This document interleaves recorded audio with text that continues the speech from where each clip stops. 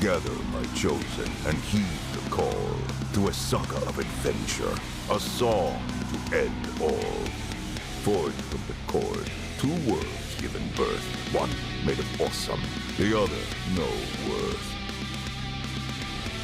Mutilated, abused, the cord was unstrung. When their mirror was shaped, a gray waste begun.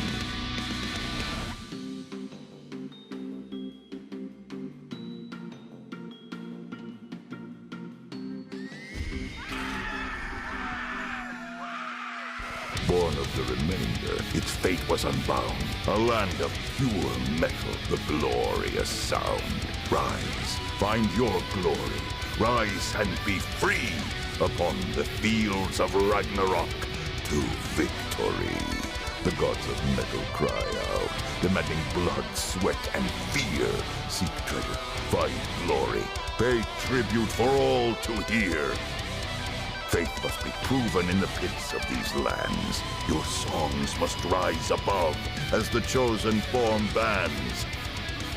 Immortality awaits those avatars who believe. With blade, steel, and destiny, what tales shall you weave? Rise, shed your shackles, rise and be free. Deep in the halls of Ragnarok, ascend to victory! Ragnarok.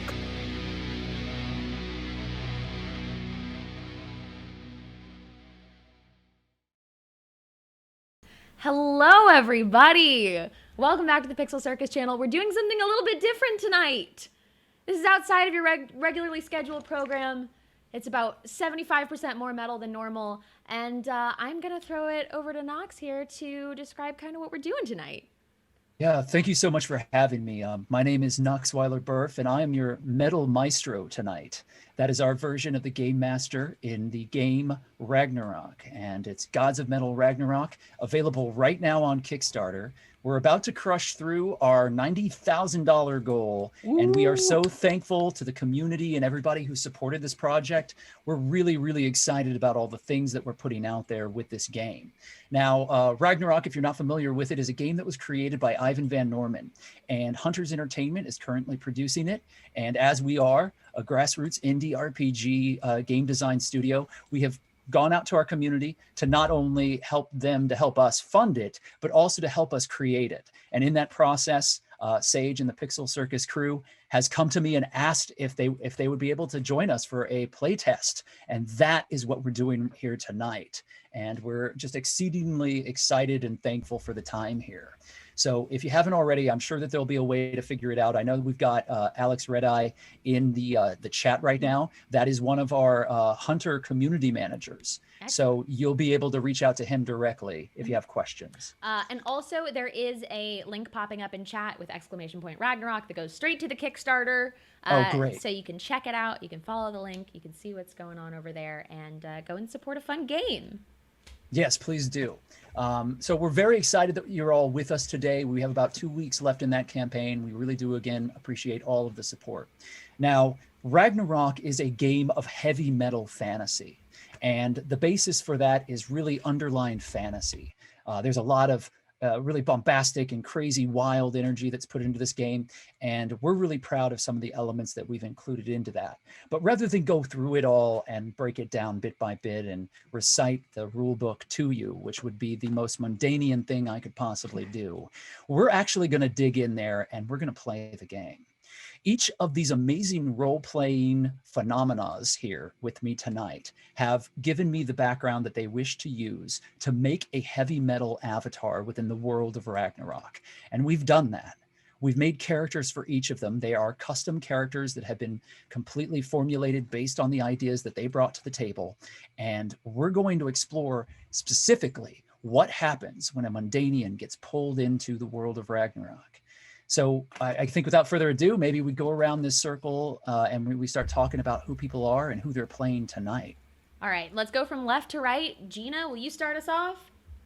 Yeah, hi, I'm Gina. And tonight, I say both, right?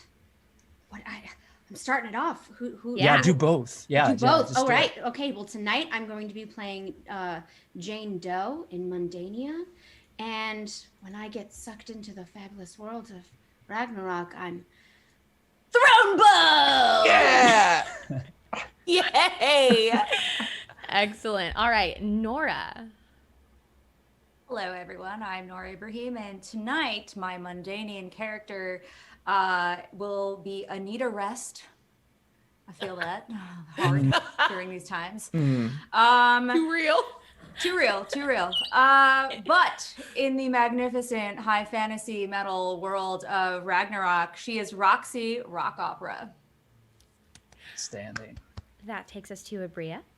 Hi, I'm Bria Iyengar. My Mundanian persona is Dr. Gia Logic Carter. And when I get sucked into the real world, I become Volcano. I hope you keep up that voice the whole time. Yes. It's not in my throat. I know that feel. No half measures. I love it. That takes it to me. Hi, I'm Sage Ryan. I go by Not Sage everywhere on the internet, but tonight I am Catherine Montgomery, or Kitty Mittens with a Z. We heard it. You didn't have to say it. Yeah, girl. Kitty Mittens. Yeah, you are. My collar actually says kitten on it. I was that prepared for this. Yes. All right. It's the second most metal letter next to X. Exactly. There we go. Right. All right, Xander. Speaking of X, my name is Xander Genre. But tonight I'm playing humble seafood inspector Lester Gilmore, otherwise known as Luster Glamour. But we'll meet them later. All right. Again, we're really excited about this, and I'm thankful for your time. But without further ado, allow us to introduce you to Ragnarok. Imagine, if you will, a black and empty void, stretching as far as you can imagine through the cosmos. It is devoid of life or energy. It is true absence of everything. It is a cold vacuum made from pure silence. That is how things were in the time before metal. Silence reigned, and there was no light and no sound. Nothing was all that could be found. But lo, the chord of creation was formed, and a realm of pure metal, unfettered chaos and fury was formed. It challenged that void, and thusly the gods of metal arose and used the chord of creation to create all that we know. Ragnarok was born, and upon that plane, avatars tested their mettle, their right to rule, to prove themselves worthy upon these fields. Ragnarok was all, and glory was to be found. But the silence still lingered, and a horrible darkness had bided its time. The chord of creation was unstrung, and the gray waste of Mundania begun. An empty place with no heart and no sound. A careful, meticulous structure, endless. It surrounded all, threatening that which had been built, and the glory of the gods of metal. And it is in Mundania that our story begins, empty and gray.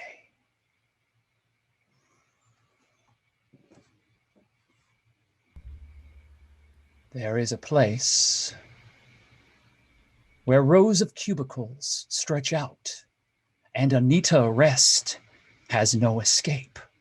A pile of paperwork before her, her fingers tired and broken from typing away day after day. Anita Rest, would you please describe yourself to us? Anita Rest does not have time to do her hair, so it's in a messy bun. And she sits at her desk wearing a beige AF pantsuit because that is the requirement. It is the only time I've ever touched an article of clothing in that color before in my life. And I sit there having to plan the glamorous life of someone else. Karen Karenson, the most influency influencer. And she is the absolute worst. And she is the bane of my existence. And as you type and sit there, dreading what is to come next, a small ping on your empty gray desktop appears. Ding, ding. It signifies the morning meeting. Her coffee isn't ready, and you hear a door slam, and Karen Karenson appears before you. Oh my. Again? Really? I don't know what I have to do, Anita. I've asked time and time again. Do you know who I am? Do you know what I do? All of the Mundanians are waiting for my influence, that which I put through the Blabber channel. My posts are known across all of these lands. Why are you late? Tell me, please. I'm sorry. I didn't have your coffee ready in time because I was just struggling to get here in time. There was just so much traffic. I'm really sorry. I'll get it as fast as I can. I forgot how you take it though. I'm sorry. Her face is indescribable, a brick wall. She stands there, but you watch as her hand, clipping desperately onto a pile of papers, crumples the papers very slowly, and then she breathes in deep. I'll give you this one chance. Otherwise, you're done here. I'll demote you. You'll no longer be my assistant, and you can be in charge of walking Mr. Snuggles. Would you like that? Walking Mr. Snuggles and picking up his poo-poos? Oh, I don't mind. I don't mind doing it. I don't mind. No, it's fine. But I won't. I'll be. Thank you for giving me another chance. I won't let you down. By the way, did I mention you look great today? You didn't mention. That's how you should start every conversation with me. And she turns and slams the door. And you're left to rush through the streets to find the coffee. And as you do, you see this small fluffy white dog sitting on a couch, being fanned by two other assistants. And it licks its chops and lifts its leg, making a puddle in front of you. No.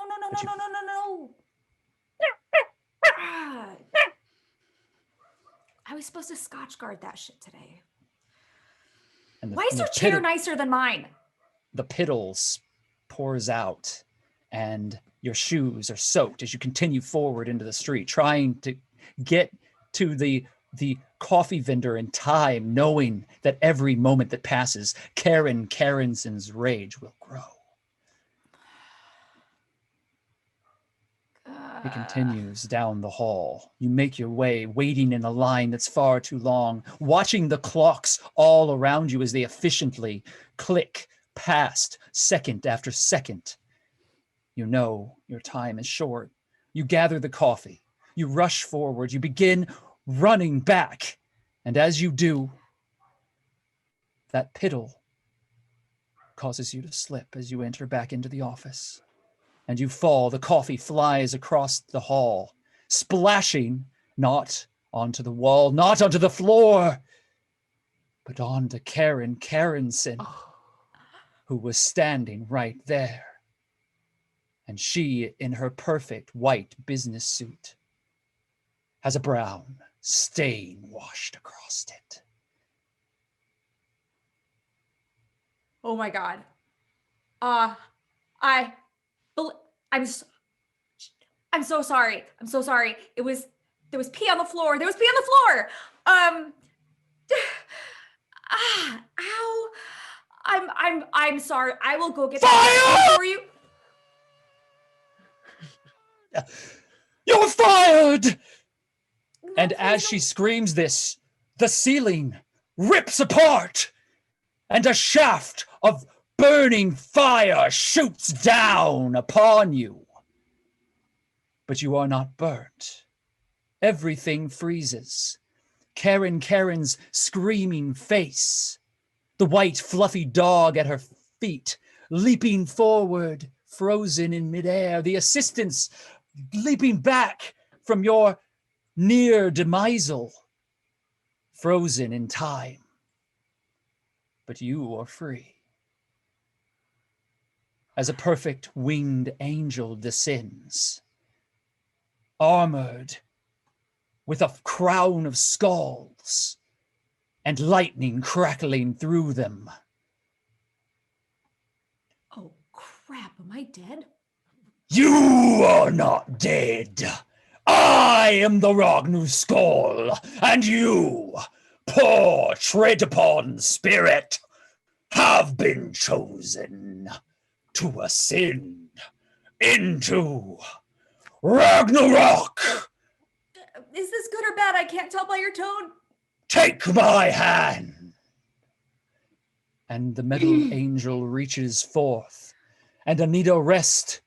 What do you do? I will take his hand. You are immediately transported into the fire. Lightning shoots around you, and you are pulled apart. Every ounce of your being is disseminated to the wind as you are reformed and born anew. Elsewhere in Mundania, Jane Doe sits in a glass cube, watching over all of the gray, sad children, pushing gray blocks from one table to another. Strange, small, boring animal shapes are placed there as well before them. They move them about. It is a game, it seems. Mundania, the board game, available summer 2022. And the pogs are moved across. Nothing happens. But it is still so much more enjoyable than your work, Jane. You supervise others while they play games. Describe yourself, Jane. So, Jane kind of doesn't try. She has curly, mousy hair that already gets her looks because curly hair is too wild. So she has to tie it back for work so it doesn't get in her eyes, so that she can watch children have time with toys. She wears glasses and a very large blanket sweater because she is always cold. It doesn't matter if it's summer, it's freezing. And she leans forward to her intercom that connects to the room. Can you tell me if you're having any semblance of joy from the toys in the room? That would be great if you could tell me. Thanks. A small child turns to you.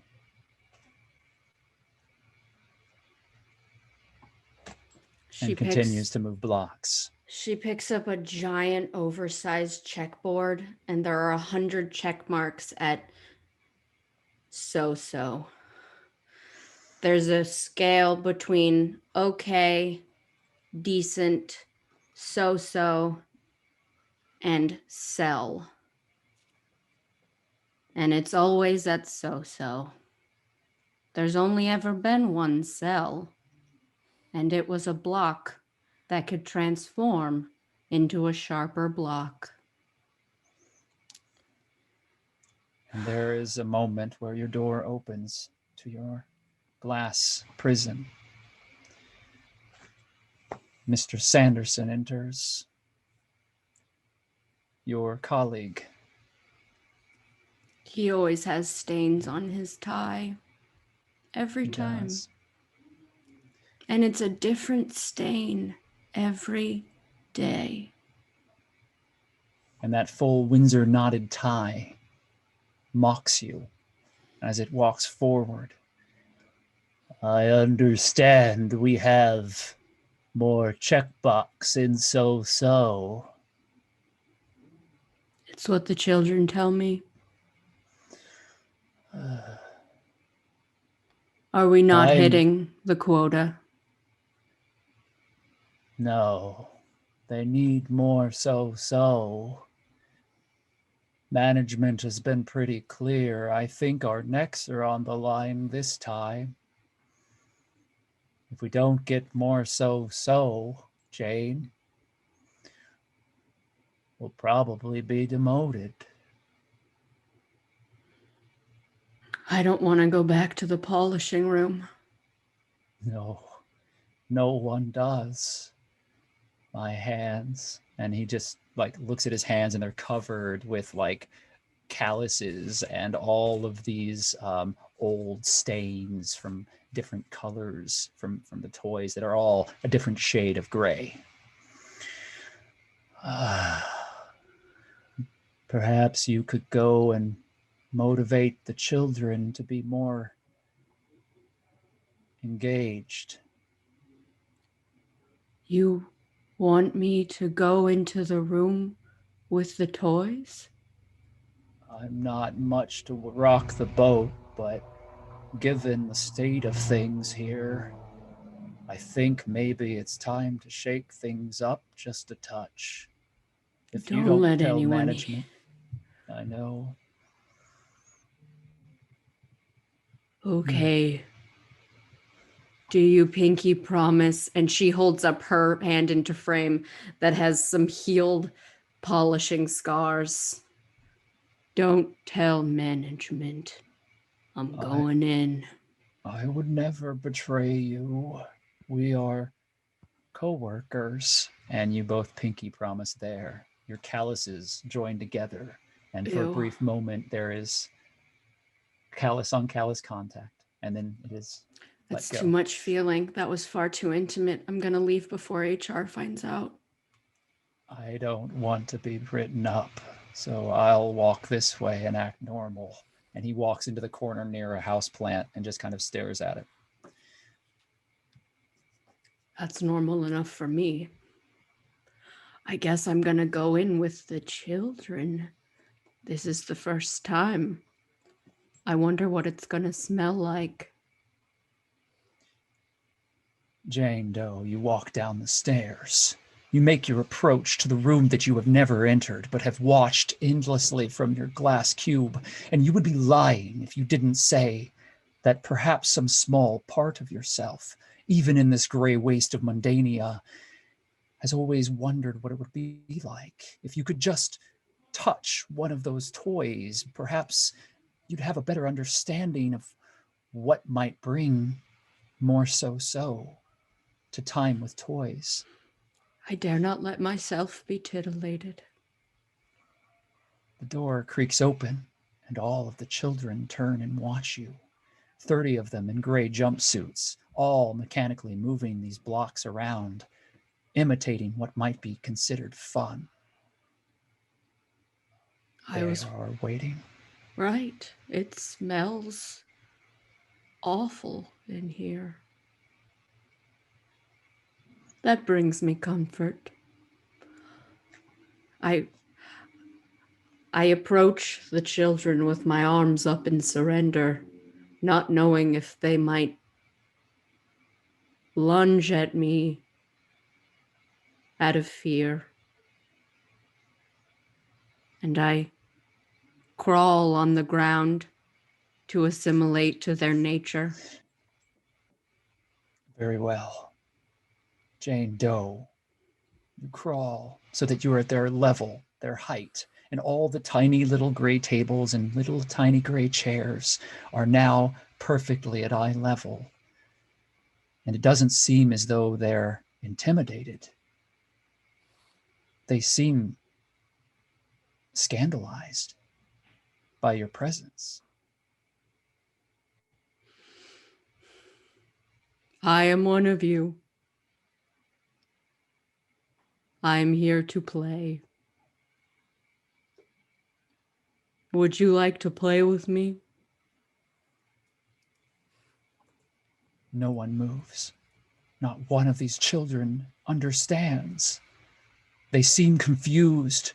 Their daily routine has been broken. Efficiency has been cost.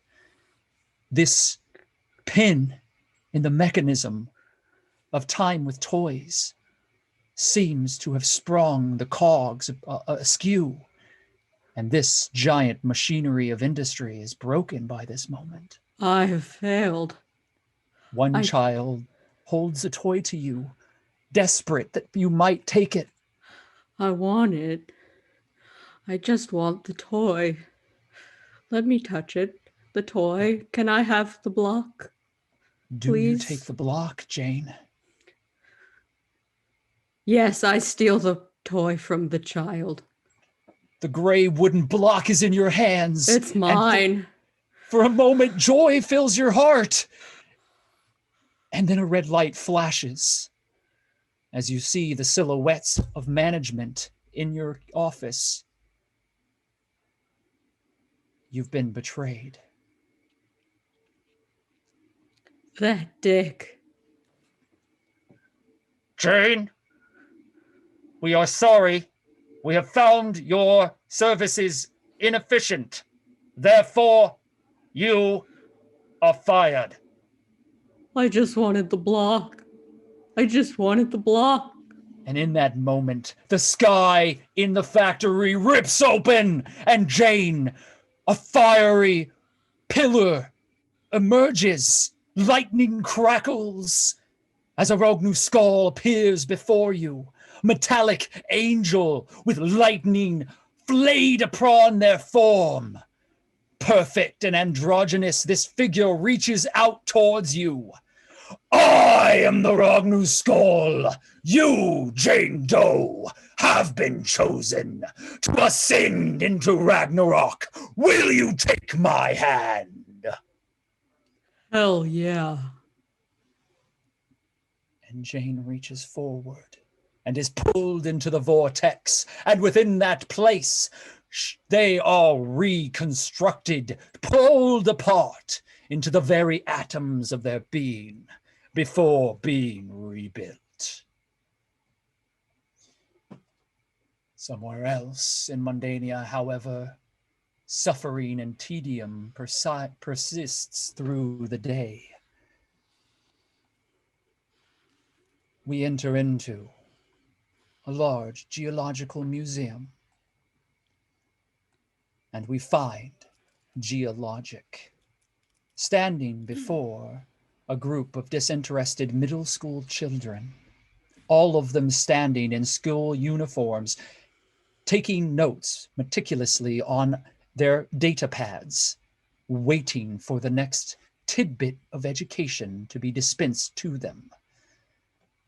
Gia, describe yourself.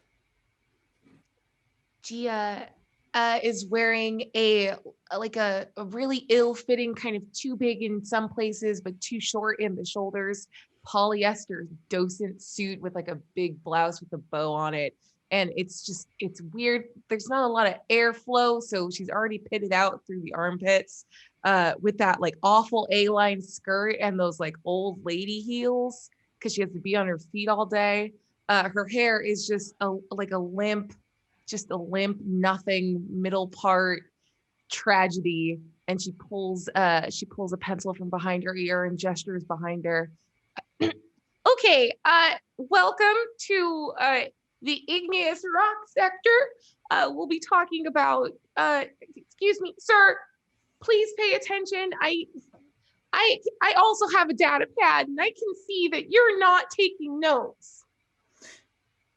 When are we going to find ourselves at the concrete and gravel exhibit?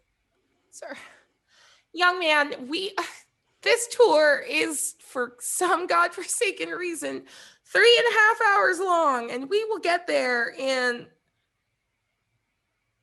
48 minutes and not a moment before. But if you just bear with me, I promise you, all of this is equally exciting and so primed to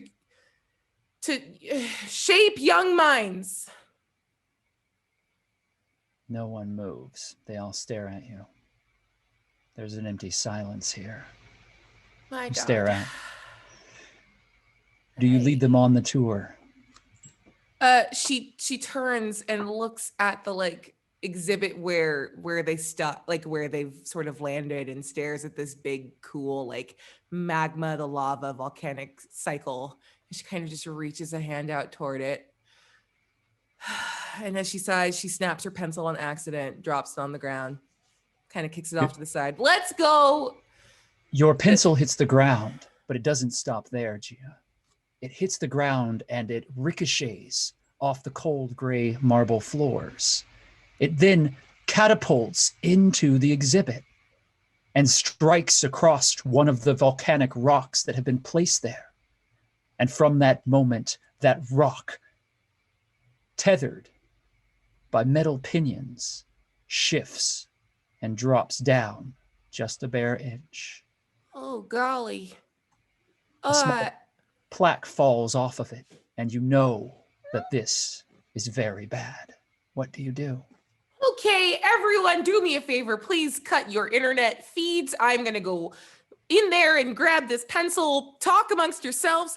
Hell, go on to whatever social media. Just, we're not talking about this. I will return directly. Don't chew gum. And just turn and leave the kids. And are you crossing over the railing to get into the exhibit? Yeah, I kick off those Omni heels and kind of just slowly amble over. And there's not a lot, kind of do the skirt hike, rip a pantyhose, get in there. Let's go get this pencil. You climb over the railing, and as you do, you see that the students are standing there. They're very dejectedly do exactly as you had said, and they start going onto social media, and you see a little holographic image pop up as you see Karen Karenson and this news feed of boring news that's coming down, spinning past them. And now you're over on the other side of the railing as the student group still kind of half watches you as this is all happening. You are almost able to reach and grasp towards that rock, but you have to stretch, and it's so far, Gia, and you're close, but as you're pushing a little closer, one of the students drops their pencil, and that pencil ricochets, landing on your hand, causing you to start and let go. And with that pencil flying in front of you, you fall forward towards the rock. What do you do? Oh, fuck! I just yell a swear and fall, I think. Everyone stops as you have said a forbidden word, as it echoes through the museum, this hall of controlled, orderly learning. It is now echoing with the word fuck. No. Why is that the only word that's ever echoed in here? Oh boy. And you grab onto the rock, and immediately grabbing onto it, everything breaks loose, and you fall as you watch all of the middle school children leaning over the rail. And you fall deeper and deeper down a chasm that seems to have no end. And you break through paper mache magma. And then you keep going as a burst of flame erupts around you, and a Ragnu skull catches you in their metallic arms. The angel flies you into this fiery inferno and asks, I am the Ragnu Skull, and I have been sent to you, Geologic, to raise you from Mundania. Will you join me? Sure. Okay, that sounds good. And with your pits sweating, both of you burst into the fiery tunnel. Your body is torn apart into a million particles and reformed once again.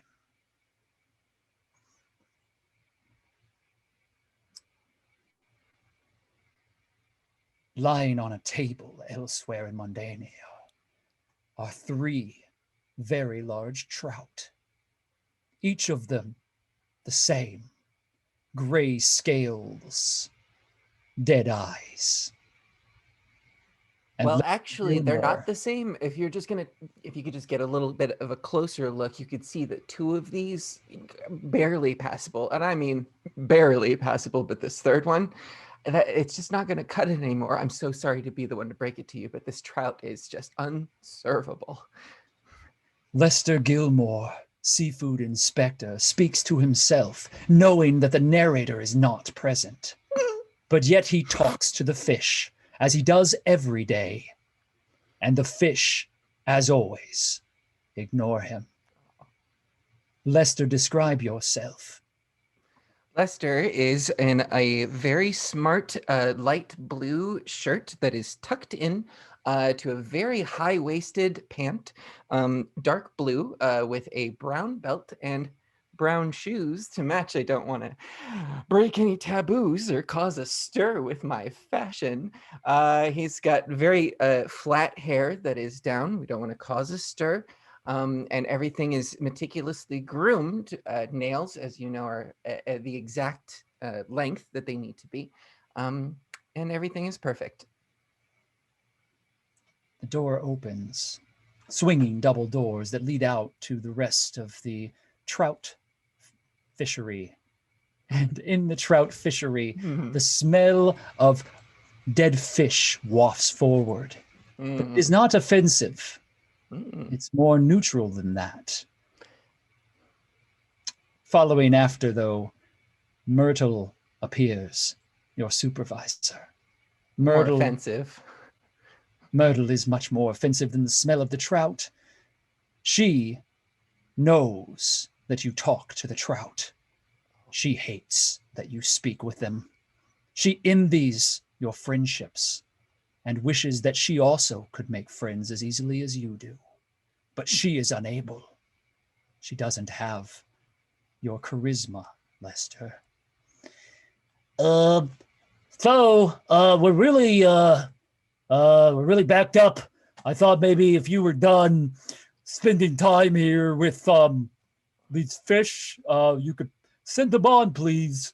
We really need to keep this going there, Lester. Myrtle, this is totally my fault. I'm so sorry. I'm so behind. I just want everything to be good. I found some imperfections and I got a little bit hung up on them, but it's not important. It's just my opinion, and I know that I You're don't. dilly darn right. It's your fault. I'm keeping track of these things, and watching you is like, reading a romance novel with these fish. We really got to get them going, You don't have time to make friends with them. Myrtle, I promise you, there is nothing romantic happening between me and the fish. I swear, I know things. I don't know what you're thinking.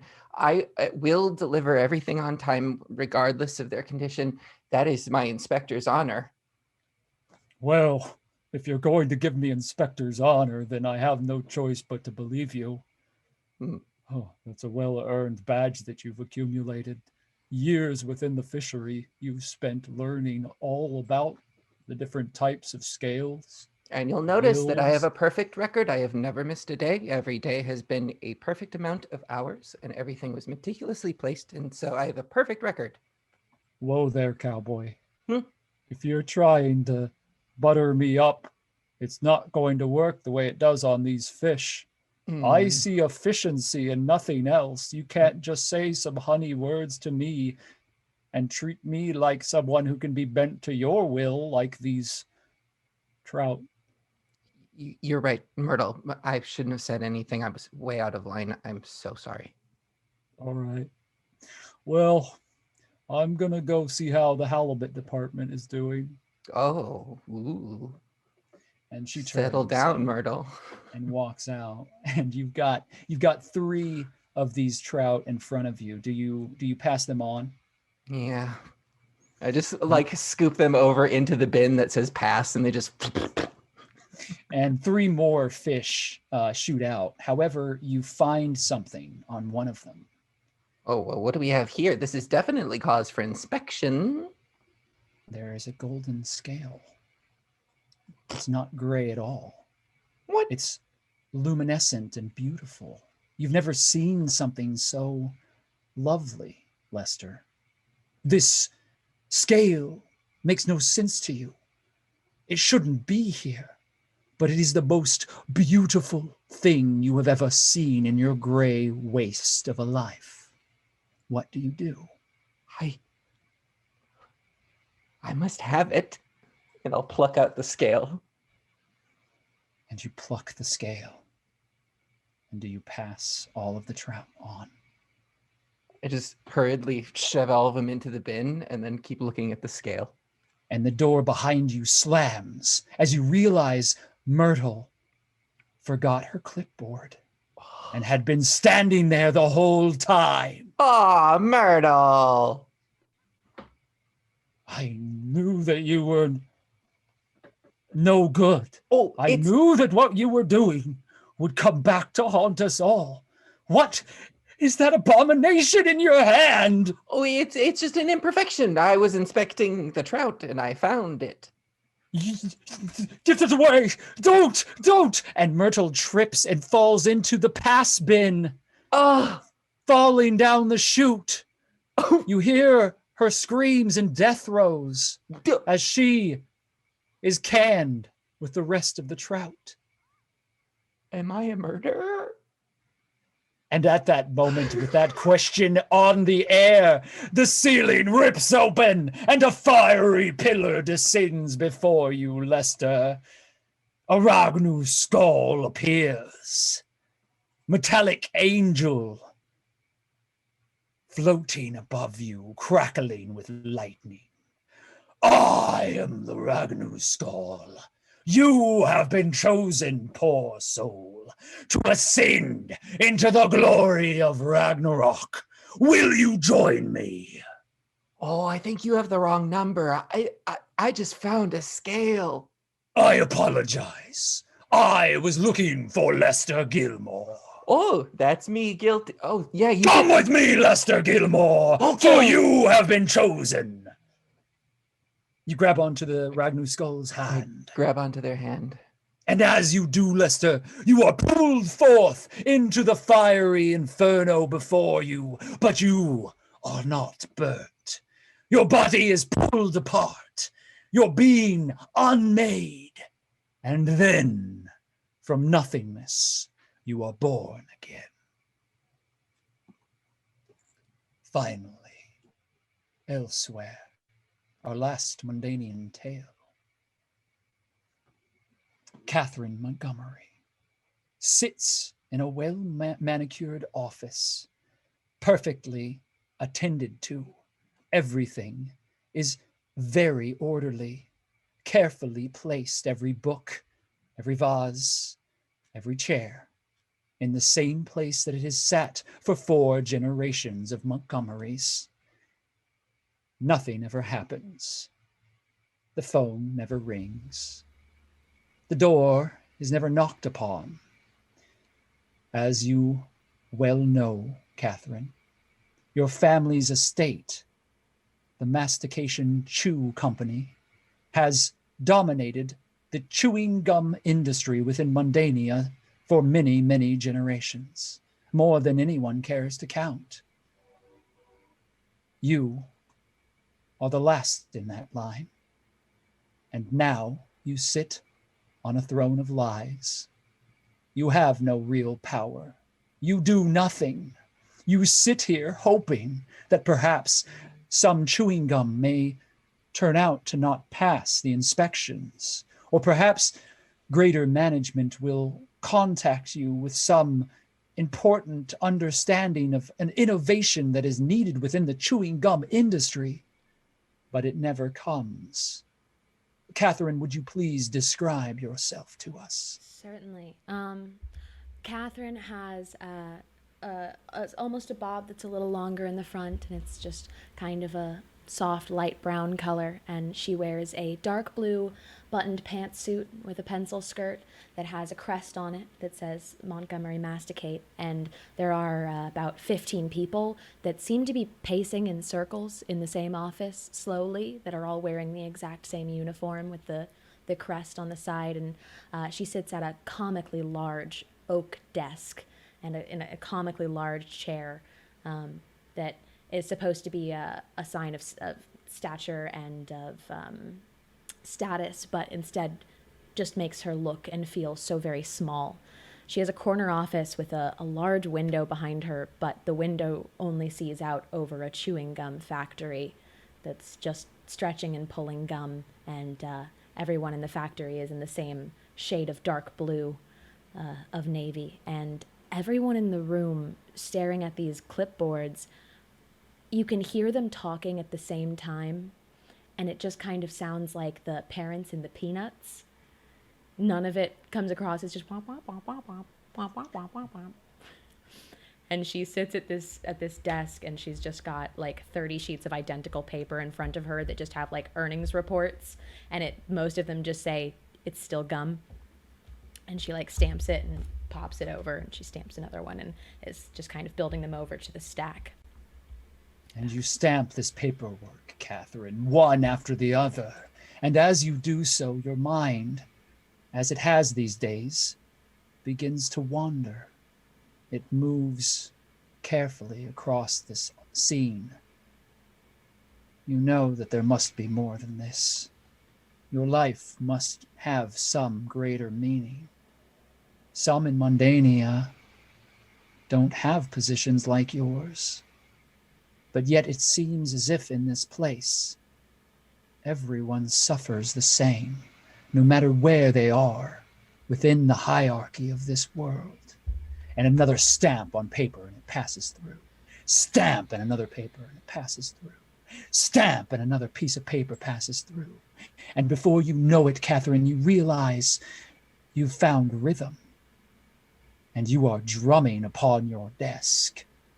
And all of the automaton workers within your office stop, jaws slack, staring in horror at you as your hands inadvertently beat out a rhythm on this desk. What do you do? Please be on. Continue. Don't. No, I've never even. I don't know what that is. Wow, wow, wow, wow, wow. Right. Wow, wow, wow. No, I know. I'm sorry. I did not. That wow, was not. Wow, wow, wow, I understand. wow, wow. It was not my intentions to interrupt your workflow. I apologize. Okay, Elizabeth, I have said this before. I am just doing my part here. Okay, I will just continue stamping. Wow, wow, wow. And they begin walking in circles again. And you stamp once again. And you can't fight it, Catherine. It keeps coming back through your hands. Boom, ba ba ba boom, boom, ba ba ba boom. And you find yourself matching that rhythm again, and all within your office stop a second time. Wow, wow. I'm gonna stand up at the desk, and I'm gonna hit it again. Boom, ba ba ba boom. Your hands strike the desk, and everyone stops looking offended and begins looking scared as they move away from you, unsure of what happens next. Boom, ba ba boom, ba ba ba boom. And immediately above you, Catherine, the ceiling rips off of your family's factory, and fire rains that's down. super. Oh God, that is going to ruin my entire expense report. Oh no. And I start like tearing Your the expense report flies into the inferno, catching a flame. As a Ragnu skull, a metallic angel, Androgyny and glory flies before you with metal wings. Catherine Montgomery, we are the Ragnarock. You have been chosen to be uplifted into Ragnarok. Will you take on your call? Do I have to do expense reports? No! Yes, then. No questions. Let's go. Do you take the hand of the Ragnarock? Absolutely, and I flip the bird to everyone in the office. Whoa, whoa! As you pull yourself up into the fiery inferno, into the vortex, and into a great beyond. Your body is decimated into 1,000 pieces, split into nothing, and reborn. All of you spin in that vortex, and you find yourself made anew, brought from the gray waste into the color and light of Ragnarok. Yeah! Yes! Yes, the transformation! Now, before we go further, as your metal maestro, I will explain a few things to you. Each of you now is an avatar of metal. We have made your sheet for you, but we have left some crucial components yet to be decided. Your forms have been plucked out from the multitudes of Mundania, and you have been brought here so that you may reforge yourself in your metal persona. We will now discover what your righteous cause is and how it will conflict against the tedium and suffering that you have been brought from in Mundania. So, here is the scene. Each of you are whirled across and rebuilt. Your bodies are reformed, but you are not who you once were. You are your heart's desire, your greatest imagination and dream, made flesh and fire. You are born again as you see fit. You can be anything within Ragnarok. There are no restrictions. You are made anew, and in a chamber surrounded by enormous, glorious statues of powerful figures surrounding you with pillars of flame and ice and water and air spiraling around you. A necrotic shroud of death explodes outward. Green energies crackle through your arrival. Each of you has been fused with the core components of this realm, and your flesh is made real as you are brought forth into this world of color and life. Now, I will ask you each to once again describe yourself as you are born new. You are naked as babes, but there are spinning, wispy clouds around you and lightning that strikes upon you.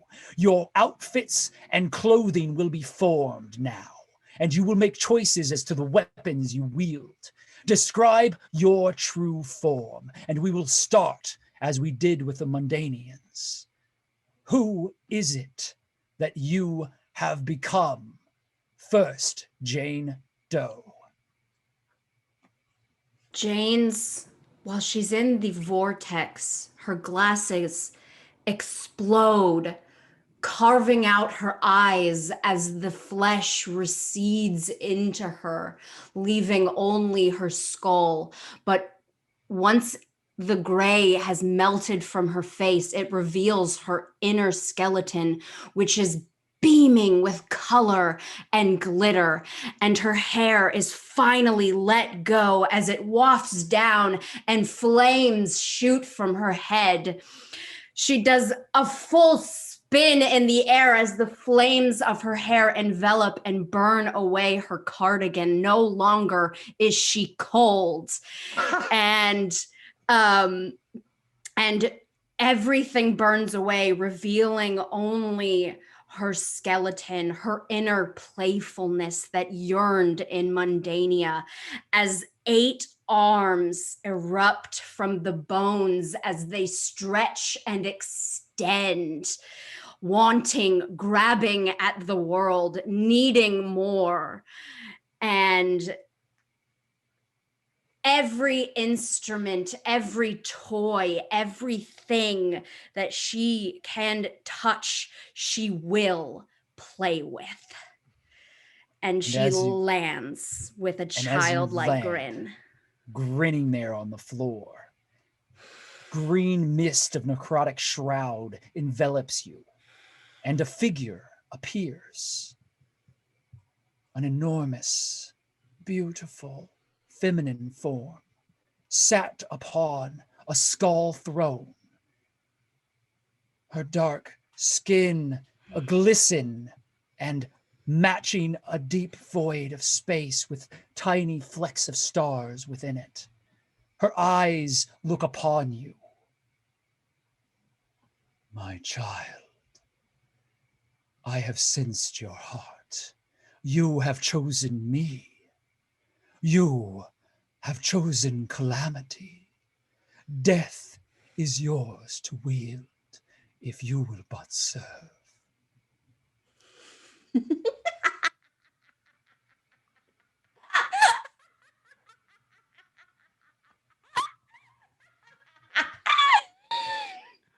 Okay. Tell me your name, child. I think I'll go with Throne Bone. Go forth, Throne Bone, and carry the glory of calamity with you into Ragnarok.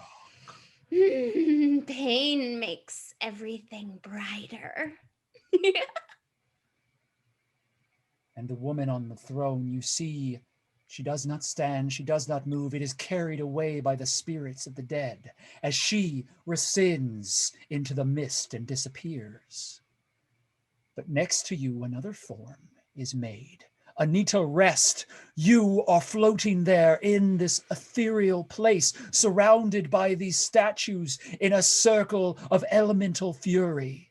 This is the umbilical descent, and you are at its heart. Tell us who you have become.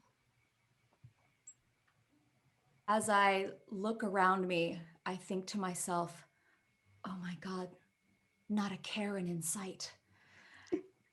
And as I kind of twirl upwards, my body transforms, and the top half of me is a woman, but the bottom half is a snake.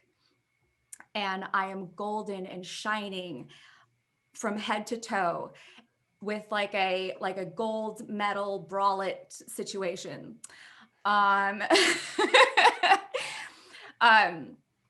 With bright green eyes, and her hair also kind of transforms and is like floating with just many tiny little snakes instead of hair. And as she twirls up and up and up into the sky, she feels this golden surge of energy floating up towards her vocal cords. And as a lightning cracks, she stretches out her arms and she's like, I'm feeling powerful. And as she says this, in sync with the amazing chords that she hears around her and the crash of lightning, all of her Medusa snakes, all in an 8-part harmony, go powerful. And that sound echoes out throughout this hall, and you feel the pleasure of the gods of metal raining down upon you as your introduction into this realm has been glorious, and they reward you with their presence. Before you, the smell of wild places, of unknown forests, and wild, unkempt jungles. And you see the figure of a man arise. And rather than speak, though he be covered in horns, he roars like a mighty bear. And in that roar, you feel a harmony tether with your song, as you have been chosen by Fenrir, and fury shall be your song to sing. The power infuses you, and though no words are ever spoken, this wild anger and rage builds into you, and it focuses itself, and your reptilian form becomes powerful in it. I just There hiss is- yes, and like you see my forked tongue, and like before it forks, you see a tongue ring, and without me knowing that it does this, it just shoots out randomly at something, like a blast comes out from the tongue ring. This arc of purple lightning shoots forth from your tongue and strikes upon the stone, and it forms even more roiling stone, like you have just broken the surface of a cool, wet pond, and that pond has now become a raging torrent of stone, and it shatters outward as your power is exhibited. Holy shit. There is another form. Gia, you float from the mist, as now you see other figures around you, and in this instant, all of you take shape at the exact same moment. Gia, what do you become? That floating mist coalesces into a massive boulder that slams into the ground and leaves a crater. And as the rock begins to vibrate, it falls away and leaves just a matte black humanoid figure like cooled lava, and then two eyes open. And they reflect that light of like still burning volcanoes. And as she begins to move her body, her skin that like cooled over magma cracks and splits and opens up and begins pouring her costume off of her. And she opens her mouth and like light comes out and she just says, "I am Volcano." And as this fiery heat fills this chamber, all of you witness the power of magma and fire. A god appears there, blazing with flame. At first, a masculine form, golden and covered in dragons made of fire that spin around him, but then it shifts and alters into a feminine form not unlike your own. I see your power. I feel your glory. Will you take forth the call of Diomedes, my dear? And Val reaches her hands out, and as lava like pours from all of the new splits and surges into the ground, like a massive cloud of ashy, thick smoke comes out. She says, "Yes, let's shake the world." And as you do, this fiery entity dissipates into a fireball and encompasses you as you now shoot magma from your hands. Your face explodes outward with more fire as the room is enveloped for a moment in a ball of flame, and yet none are harmed as you reform yourself, and the dark, black, cracked flesh that you have formed from stone takes hold once more, but you feel the inferno within you. Good. In an explosion, a single trout hits the ground and evaporates into nothingness as Lester is pummeled forth from this inferno. Lester, describe what you have become. As Lester has been taken up into this pillar of light, this inferno, you can see that his uptight form suddenly lets go. And there's this release as it becomes graceful. And he begins moving around in the fire as if it were water. And as he does, his form begins to ripple. His skin, which was a bit sweaty and sort of clammy, starts rippling with magnificent scales that go down his body. His clothes sort of melt away, but is replaced by this shimmering crystal. As he's spinning around, his legs entwine together and form this long fishtail that comes out from the bottom half of his body, entirely pink and covered with like purple stripes. As this is happening, his hair also comes free from this gel that was holding it down, and it just starts moving as if it were underwater. And it's this like beautiful pink shade that starts rolling down the side of his head. His face starts mutating into a little bit more fish-like, but there's an element of humanity to it as well. And above all things, luster glamour is sparkling. And as you appear, you fly through the sky. You swim through it as if it were water, and you are unfettered and free for the first time. And there before you, luster, glamour. There is a very weak sparkle at first, and then it builds to a bright light of a spotlight. And that spotlight illuminates a figure from behind. And somewhere in the distance, you hear a chorus of angelic voices, all singing in harmony. As an androgynous figure steps forward, they appear to you crazy, wild, colored hair and pastels flowing down, shredded garb and a jean jacket that has been covered in spikes and other metal bits. They step forward wearing boots, but these are no simple boots. They are covered in rhinestones and reflect the light in a miraculous display of color.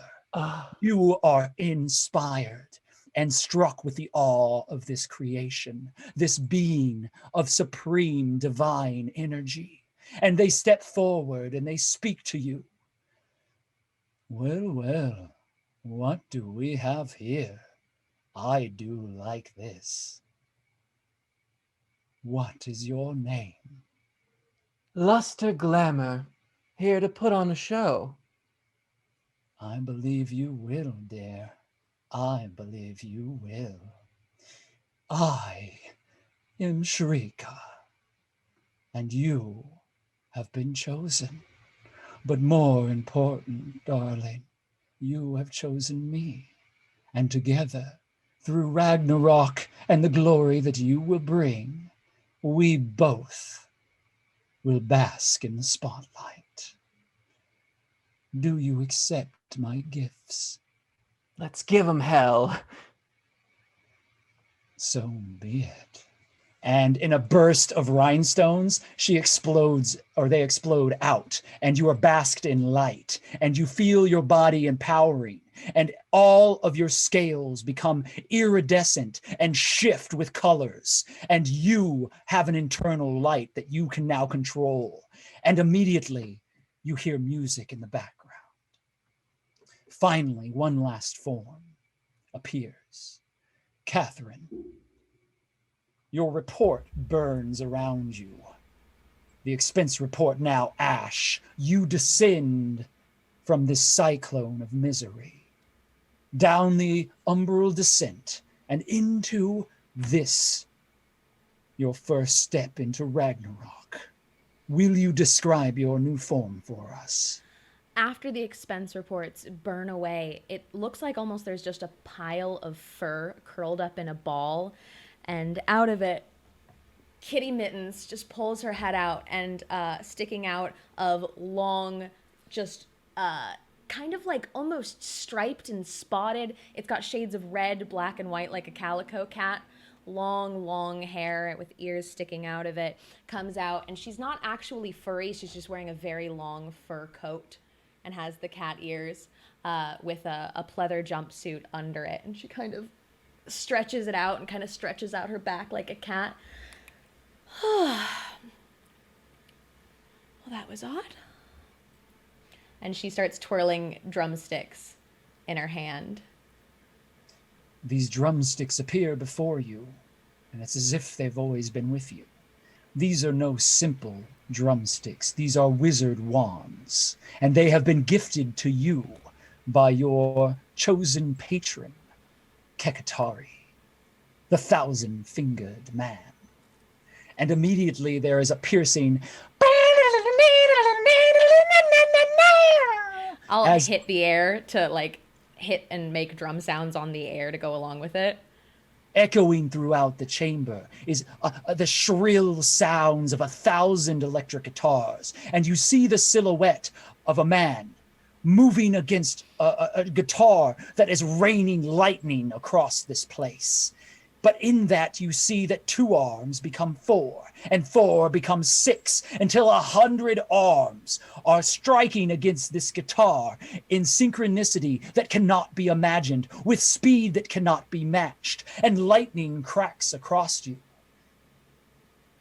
You hear the peals of it, and then it stops in silence as you are covered in lightning. Speak your form! Kitty Mittens, pleasure to make your acquaintance. You have been chosen, and have chosen Kekatari, god of speed and air. We are about to rock! She's gonna like pull her hands up, and she's got these like long pointed claws, and go, as you wish. And as you do so, you notice that you move with lightning speed. Quickly, lightning strikes across you, and in your fingers twirl your magical drumsticks, a wizard's stolen tool. And from them magic erupts in an aura that surrounds you. And all 5 of you are there now, and you are facing internally into the circle. The gods are gone, but you feel their presence. The statues loom all around you in this dark, vacuumous place. Stone floors behind you radiate with arcane lights. And you are looking at one another as the Ragnu skulls that brought you float over each of you. Above your head, their wings are spread. And in unison they speak. You are now a band. Together your fate shall be forged. Each of you will rely on the other to bring glory to not only your individual gods, but to the pantheon of metal as whole. Your quest is simple. Your test, however, has just begun. Speak now your righteous cause, and let it be accepted. And you feel a light move across each of you. And it stops at Throne Bone.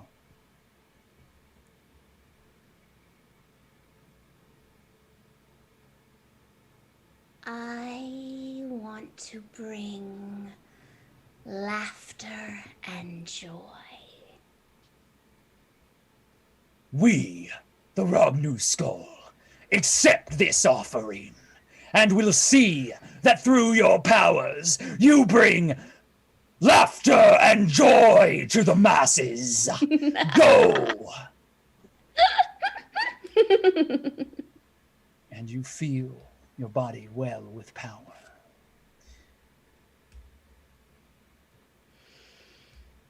Roxy, rock opera, speak your righteous cause.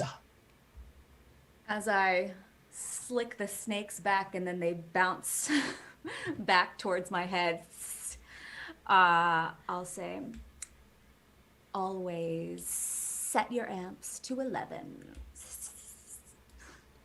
We accept this righteous cause as tribute, and wish you well in your quest to set all amps to 11. And there's like this feedback noise that generates through the entire hall. Val Volcano, speak your righteous cause. And Val's gone over completely rock solid again, but just her mouth opens, pouring out lava as she smiles and says, "Disrespect your surroundings." We accept this tribute, and may you move forward, Volcano, disrespecting everything that you come across. And it echoes through the chamber. As they move over, the light stops immediately upon Luster Glamour. Luster Glamour, speak your righteous cause. It's simple, darling. In all things, sparkle. May you spread sparkles across Ragnarok endlessly. If I have anything to say about it. Sparkles fly through the air. Finally, the light lands upon Kitty Mittens. Kitty Mittens, speak your righteous cause before us. My goal is to make sure no one here ever feels small again, and that the oppressors that would shrink them may burn. Yes, this pleases us. May you step forward into Ragnarok, rising those who need your aid to higher thresholds of glory, and in such may your glory shine.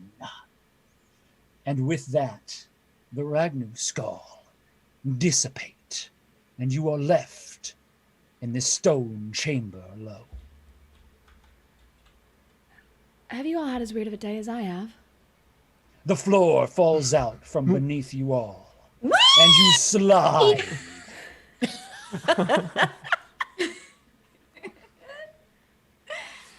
And as you fall, you feel your powers newfound crackling through your bodies, and you land in the center of an arena, surrounded by thousands of screaming denizens of every make and imagination. A crowd has been gathered for you, and all of the lights fall upon yourselves.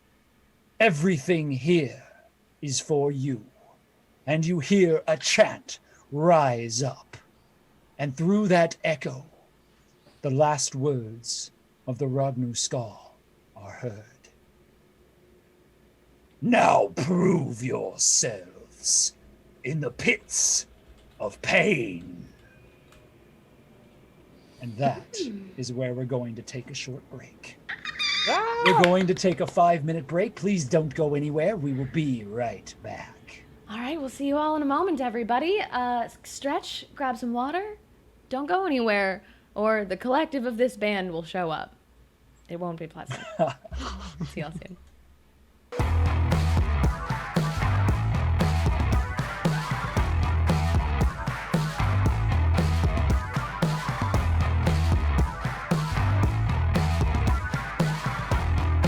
Hello, everybody. Welcome back. I hope you didn't go anywhere. Otherwise, a drumstick will be flying through your window very soon.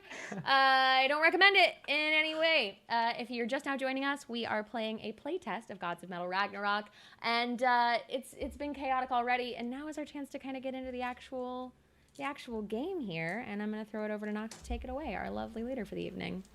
Yeah, thank you again for having me. We're really excited to be here at PixelCircus. Again, if you're just now joining us, we are doing a playtest of the Ragnarock game.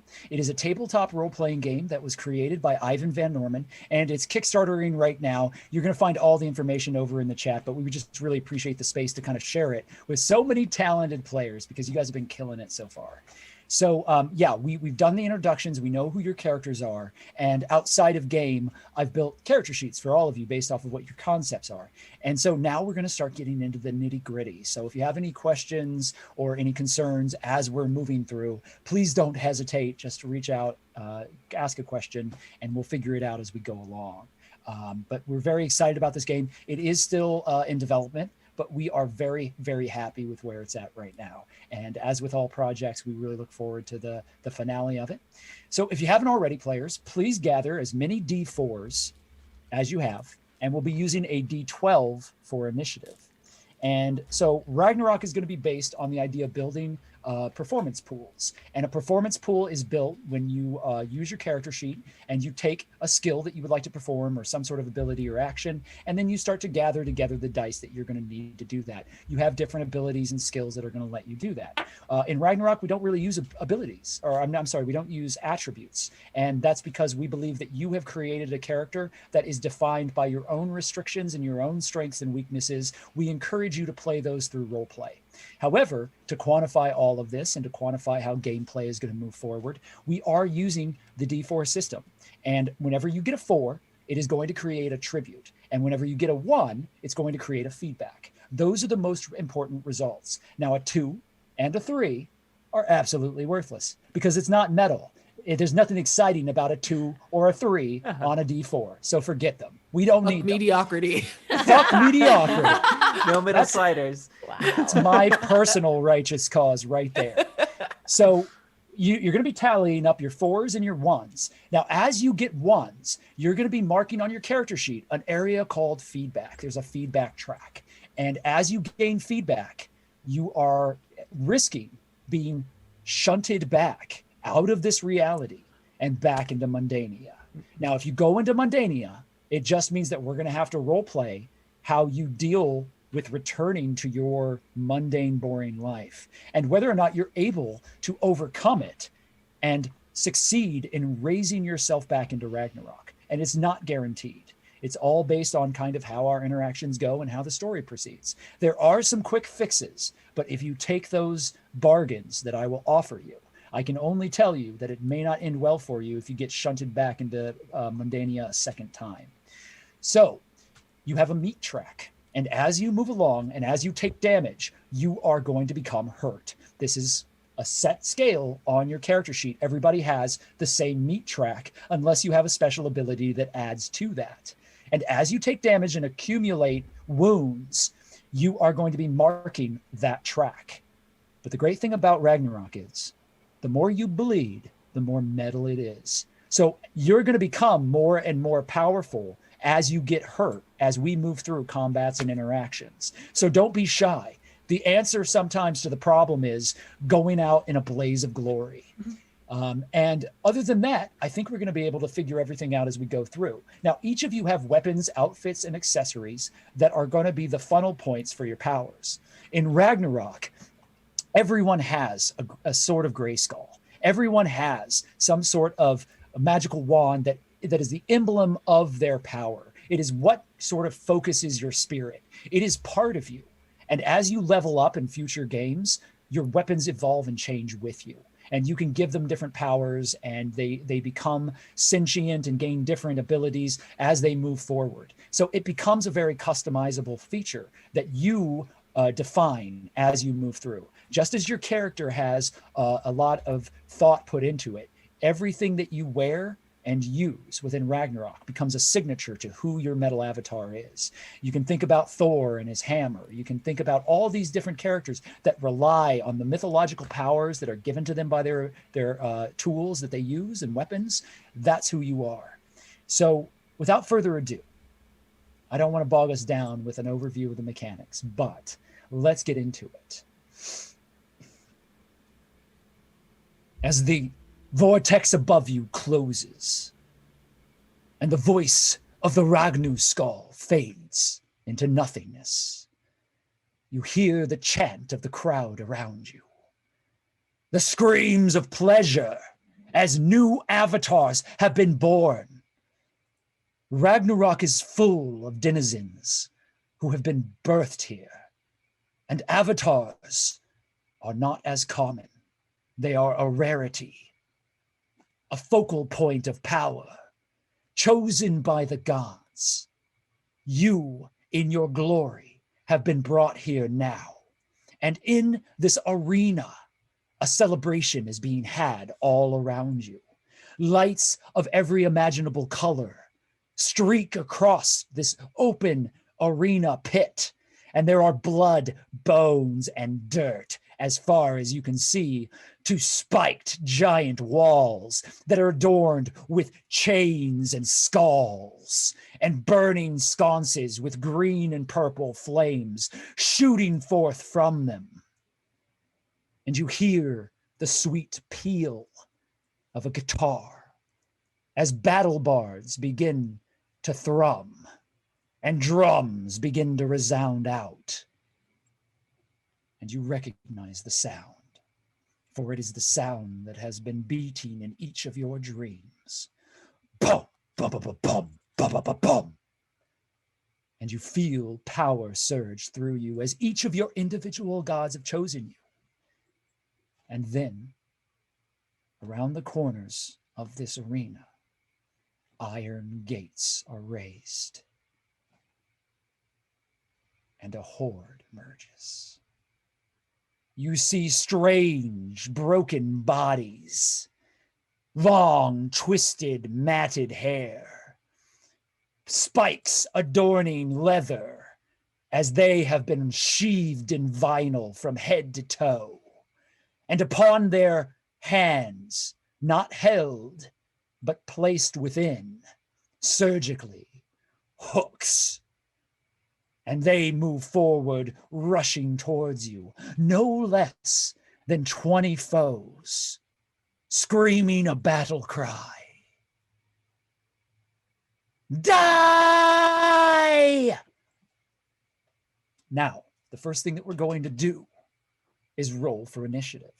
So I would ask each of you to roll a d12, and then I will go around and ask your initiative.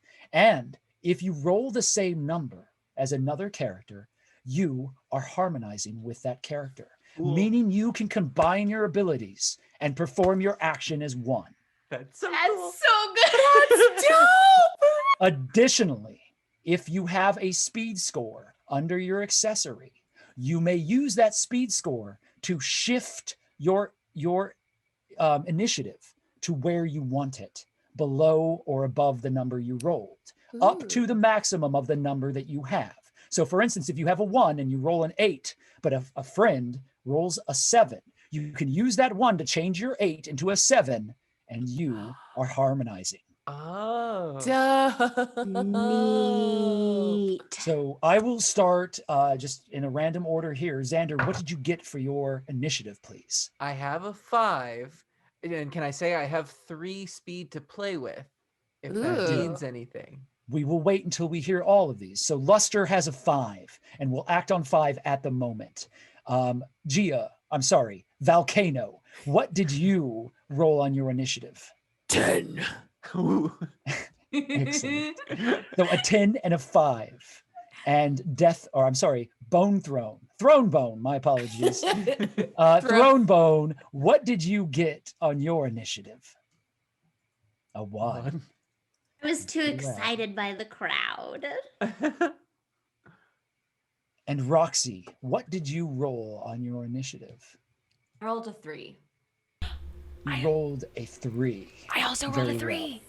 Ooh. 2 3s, which we already have a harmony occurring.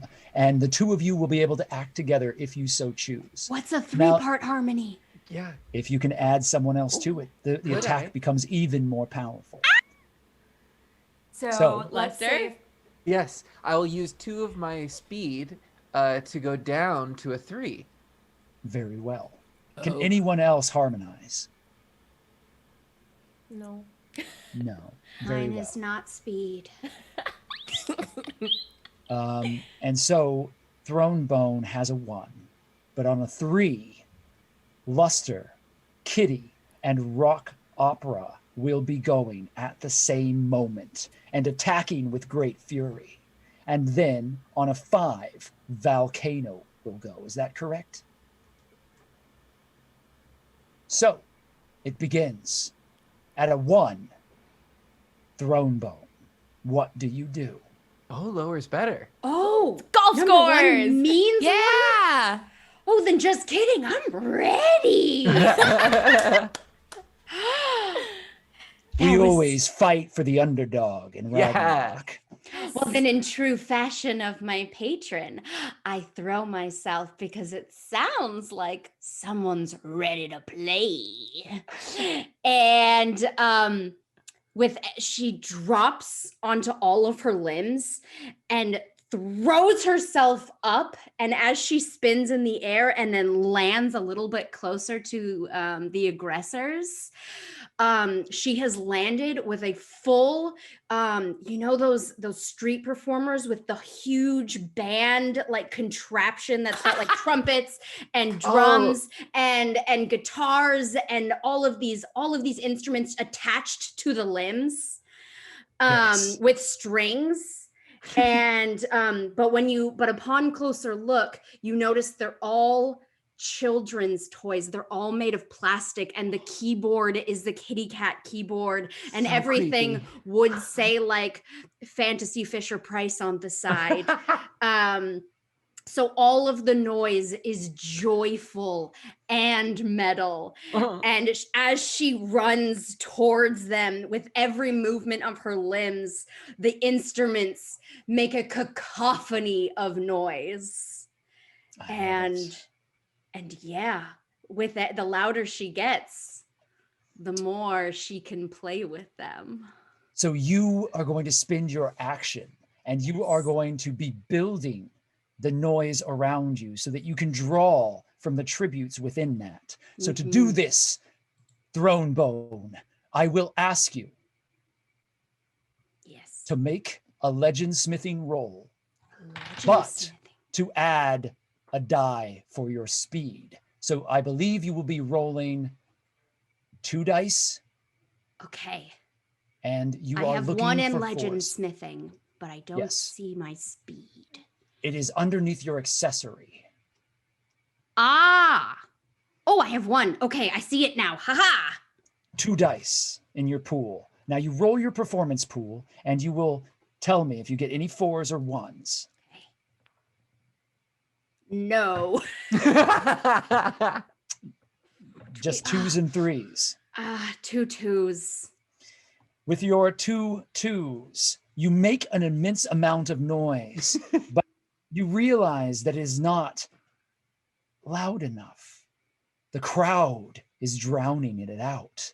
And the creatures, they all hush for a moment and then begin cheering right again as loud as they were before, if not a little bit louder. And running, these danger gimps have their knives ahead of them in these leather outfits with hair flowing behind them. They leap closer to you. And you have neither gained any triumphs, but you have also gained no feedback. And you have moved forward successfully. So you are facing your foes the next round. Congratulations. Now then, we have harmonization that we must determine. How will you work together? How will you use your powers? And let's together craft something worthy of this 3-way harmonization. I got an idea. Okay. Yeah. So we're putting on a show. They're obviously screaming. I'm going to warm up the crowd. And then I can throw it to Kitty to give a 1, 2, 3, 4. And then Luster's just going to go and do his thing as we all harmonize together as the music starts. Love it. You can, if you were to look closer at Luster, you could see that his accessories are appearing, like right on the swimmer's V that he definitely has. Right above it, there's a belt that appears. All of these things are appearing in like this rainbow holographic thing. And it's a huge belt buckle that seems to have this like spinning dial on it. And as he brings his arms out, you can see that there are 2 polychrome wrist blasters. Nice. And he sets them down, and it looks like there's a holographic keyboard, like instrumental keyboard that appears next to his fingers. And so as I think Roxy Rock Opera is getting ready to let out a note, and Kitty Mittens lets the 3, 4, we all hit everything at the same time, and it's just a blast of energy. Yeah, I think on the 4, when I hit the 4, it's like a Sonic trying to add to the Sonic energy blast. Yeah. Of rocks. And on that, I'm going to the note that I sing is going like as I'm singing, I'm like it's lightning acidy spit onto the crowd. Allow me to aid you here just a little. Yes. Another element of Ragnarok that we have not yet discussed is the idea of a position. A position is a place within a band. And you can think of this in certain terms. If you compare it to other role-playing games, I'm sure you can find some parallels, but each of them is unique in their own way, and they capture a wide variety of options. They are your skill focus. They are what creates within you abilities that allow you to take a position within the band. So if you have a healer, you would have someone who operates as a blood guard. There are no blood guards here, however. So let's talk about what you do have. Kitty Mittens, you are a shredder. You embody a quick style of easy damage dealing. You are a warrior of distance and speed. You are able to strike at your opponents from a distance, and you are able to use your weapons and create them in ways that will allow you to manifest powers through them. Luster, you, on the other hand, are an amp lord. You create synergies and support for everyone around you. With the light shows that you create and all of the musical accompaniment, you are based around the idea of strengthening those who are near you and imbuing them with additional power. And so, in using your keyboard and your light show, you will be able to help this synergy in that way. And finally, you have Roxy, are a howler. So you have the ability to create powerful effects and to summon various effects and creatures before you. In this instance, your backup singers, your hair, can be manifest and amplify the power around you because of your mastery of wild vocal controls. And so knowing this, each of you are stacking these items upon one another as your foes rush towards you. If you look at your abilities, what I have determined from this is that screaming, Roxy will let loose a tone and shoot forth lightning acid from her split tongue ring. That is going to be amplified by Luster's backup with light and noise around it. You are going to put charismatic energies around this blast and double the damage from it. Yeah. And then to triple this attack, finally, Kitty, you are bringing your strength to bear. I would say that given your abilities, the best thing that you can do as well with this would be to add a blast from your wizard wand drumsticks. Mm-hmm. Now, if you look at the abilities on your wizard wand drumsticks, its range, in Ragnarok there are only 3 ranges: short, far, and what the fuck. That's me. I'm what the fuck. You will be able to add your what the fuck range to this attack. And if you get enough tributes, and if you choose to spin them, I will allow you to double in your teleportation secondary ability when it occurs. So I need all of you to roll. To do that, you're going to roll your weapon, however many X's you have there, and add either your bash or your bang, depending on whether or not it is a close combat attack or a ranged attack. Now, even though it is a ranged attack as a whole, it does not matter because Kitty is providing the range. So then I would probably need She's to got add the range. my She has bang the and not my range. bash because I am inherently ranged. Very well. So Right? you use your bang. Yes, that's correct. Okay. Luster is also Which is gonna use his unfortunately bang. lower than my bash. Okay. So add your weapon alongside your bash or bang Okay. and roll, and you're looking for 4s, which are tributes, or 1, which are feedback.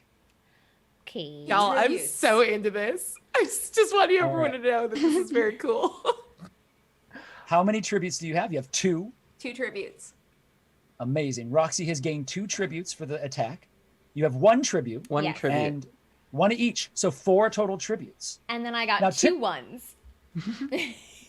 Typically, as the Metal Maestro, I would determine the difficulty of something kind of based on what it was. And I would say, you know, you need this many tributes probably. Most actions only take a single tribute. Oh. Blast in this arena will take 1 of those tributes, meaning you have 3 remaining in your harmonized attack. So I have to ask you, would you like to use them to trigger additional abilities and look like total badasses? Or will you save these 3 tributes in the tribute pool for a rainy day? Let's be badasses. Badasses! I will allow the full complement of damage then. I will use 1 of the tributes to double that damage again, meaning that you're causing triple damage. And you will, not only once, twice, you will create teleportation portals. And I will allow you to choose where you like them. And if you choose, Kitty, 1 can be close by and 1 can be far away, and you can use it to travel in next turn. Now you're thinking in portals. Yeah. Now, when you say far away, how far away is far away? Your range is what the fuck. Fair. What and how Anywhere far is in that between exactly? Yeah. I guess. I think the name expresses exactly how far away it is. Right. I was just checking. I don't know this land terribly well that we're in, but yes, I would like to place 1 here and 1. I guess You do need to place it somewhere you can see. Oh, okay. So then where is there like an exit essentially of this arena? If you would like, you can teleport into the stands with the audience. Okay, so I'll there just are place exits 1. there. I'll place 1 next to the group, and I will place 1, the other portal, up in the stands. And But in the stands, are those who are attacking us? I think they were just fans. Or are in the they just stands. fans? They are, Okay. it seems to be just fans, denizens of Ragnarok of every shape and Gotcha. kind. Not the ones attacking. Indeed. Not amongst. Okay, cool. All right. Just So have to check. that concludes our synergized round 3, right? We're done with that. All you have done a great job here. You've done a lot of damage. What happens in front of you is this plowing of energy that is as big as all of your bodies combined, as shooting forth from your siren's call, as you open your mouth and you scream forth, Roxy Rock Opera stretches forth, and a bolt of purple lightning is wreathed in a rainbow cloud, and it pummels through the Gips as they are flung in front of you to all sides of this arena. Very defeated. Taste my acidy spits. Bam. And at that moment, as it blasts far, far further than you ever imagined it going, a portal opens in the crowd, and there's immediately chaos and a fight breaks out. But then also a portal opens right next to you. And we're going to move then to number 5. I rolled a Valcano. 10, not a 5. Oh, sorry. I'm at the bottom, so just Then enjoy a whole life. I'll see you in a I minute. can activate a single minion every turn. Yeah. But to speed this up, I'm saying that they're moving forward as they're rushing towards you. You get this 1 chance to hit them before they get into melee with you. Done. So we're going to 10 then. Volcano, what do you do at 10? I look out at my band members just absolutely killing the harmony, and I nod and I look up at the crowd, and like as I summon my fiery guitar, I start swirling my hand and like pulling magma out of my fingers out of the air, and I say, "Let's open up this pit." And I want to cast a big magma splash in the middle of the Gimps. Yes.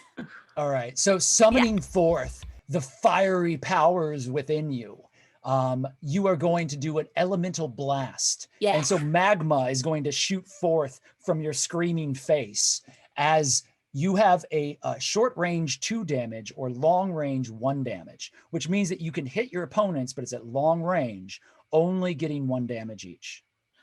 Do I have like a move action? I would happily get closer. If you're going to rush forward, you can move forward and then shoot. But if you do that, it'll put you into short range, meaning you will get your 2 damage, but they will attack you first next round. Let's go. All right. So you rush forward and fire is burning around you. The ground shakes under each of your footfalls and you land, stepping forward, screaming forth a white hot magma spew from your open mouth. And 2 gimps leaping towards you with rusty hooks, vinyl fluttering in the breeze as they fly towards you, are blasted. Now, I need you to make a bang roll for me, please. Okay. And you will add your weapon, your attack with that. Oh, okay. Rolling okay. that many die. Okay. 3 total.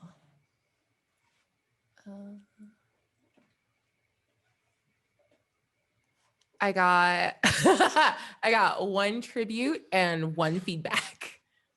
Okay, so the feedback gets marked under your sheet. You have Okay. the first feedback of the game, Let's go. which means that you are 1 step closer to being ejected from Ragnarok. But you're not there yet. Your feedback track is still strong. And you have 1 tribute, which means that tribute immediately is spent as you succeed in your action. Fire spews forth, and the gimps, both of them, under that line of white, hot, searing pain, take 2 damage and explode. Yay! There are internal organs and smoldering bones where they once flew through the air, and the smell of burnt vinyl, which is sort of like a tire factory. It's not great. You actually see like where her nostrils are, where that light's coming out. It just sort of grows over as she plugs her own nose. Magma shards protect you from the stench, and you fight forward bravely. And that is the conclusion of your first round of Ragnarok. Congratulations. Woo! Now then, as the second round begins, the game is not over, no. No, we did it. We did We it. got home now. We did it. You wish. Now then, onward! Each of you must roll again, D12. Okay. Oh, And okay. you Oh. have the chance to form new synergies. We Oh, can hey. keep it for the same rolls, but I want to get the full experience. So during this combat, we will be shifting our initiatives. I love it. 4, or is it 4 or 5? 4, A 4. 7, 9.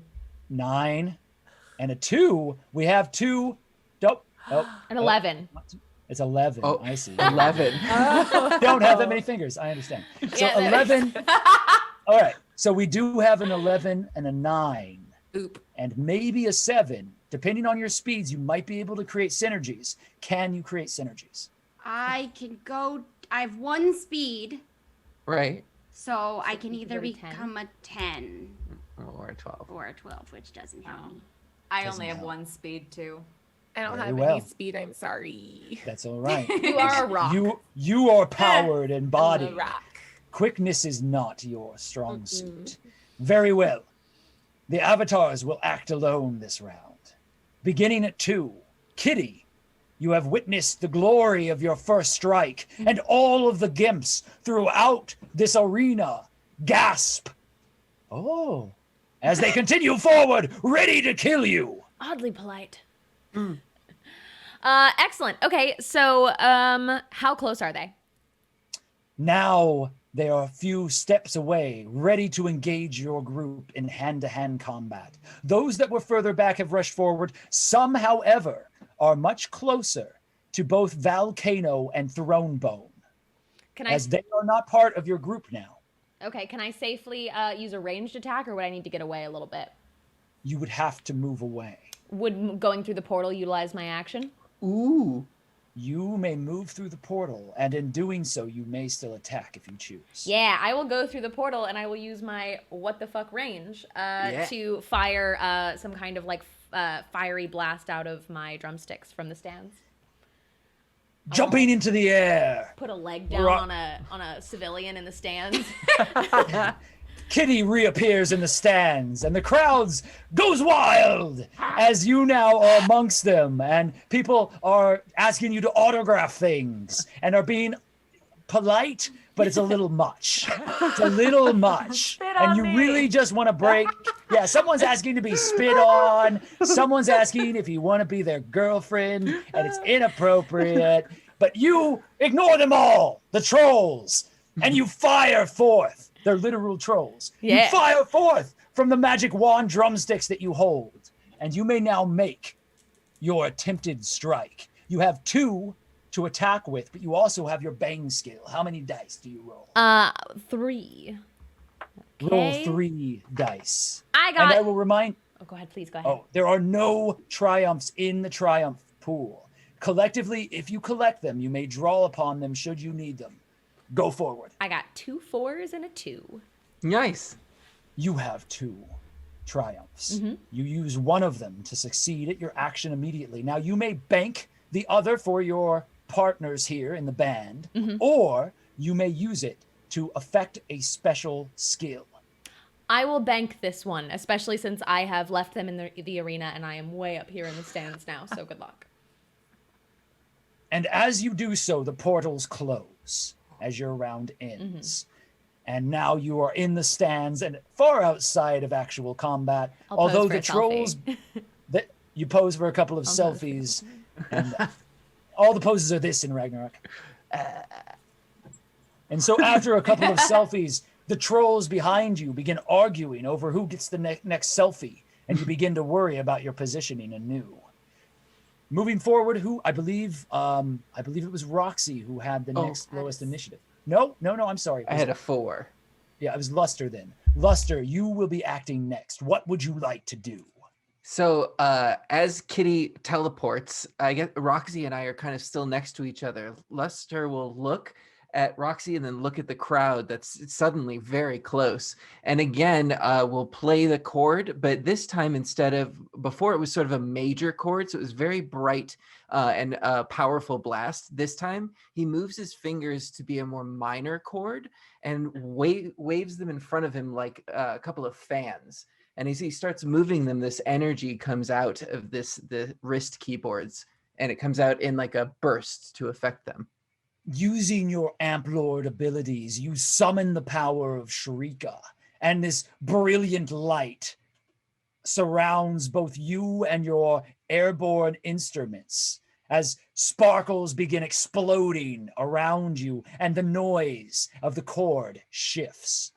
And so I would ask you to look at your gear and accessory and weapon track and decide what you think is most appropriate here. Oh, I'm going to Combine use it with a skill.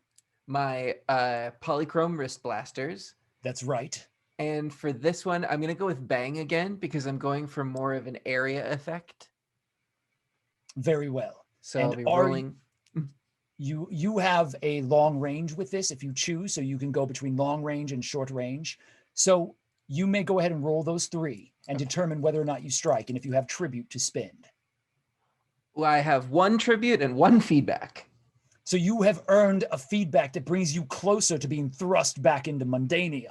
However, with a single triumph, you do succeed. That tribute now is going to be able to be used to allow your strike to hit its mark.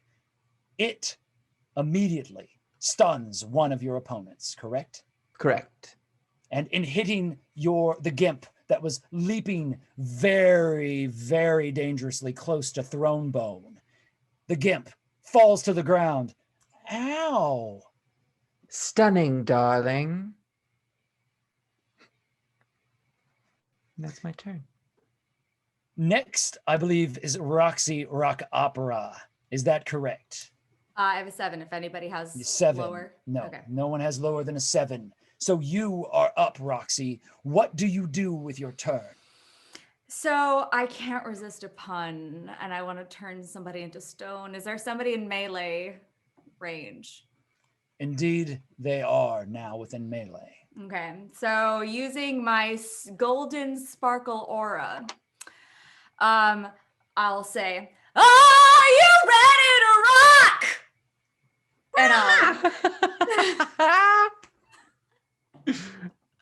And I will turn my closest opponent to stone. I do not have a rule for this. However, I'm going to instill one here and now. Every time one of you does something amazing again, I'm going to put a free tribute into the tribute pool. And I will add the first one after that. So you now have 2 tributes in the tribute pool, should you choose to use them.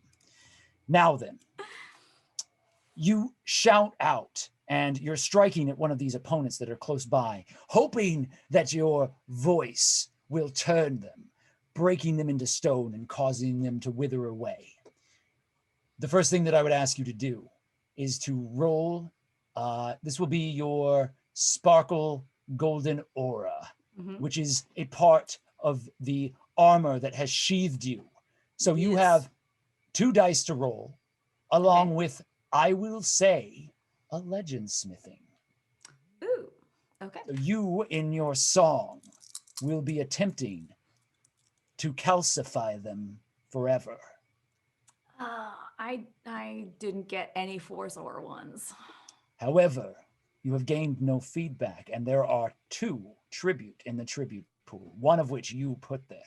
Do you wish to take them to have this effect work? Yes!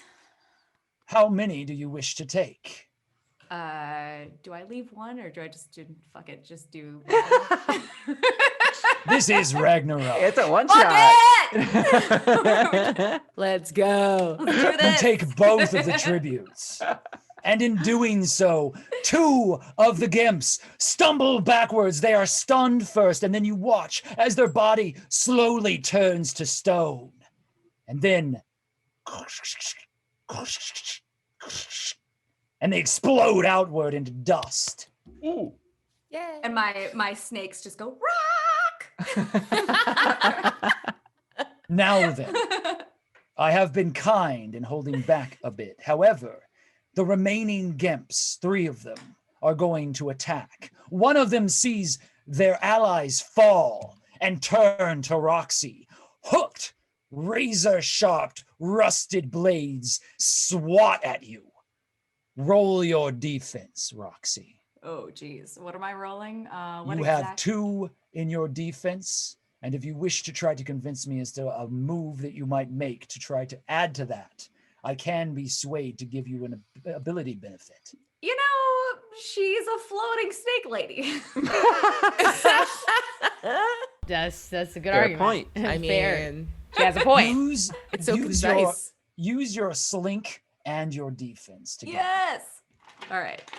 as you will slither away from their strike.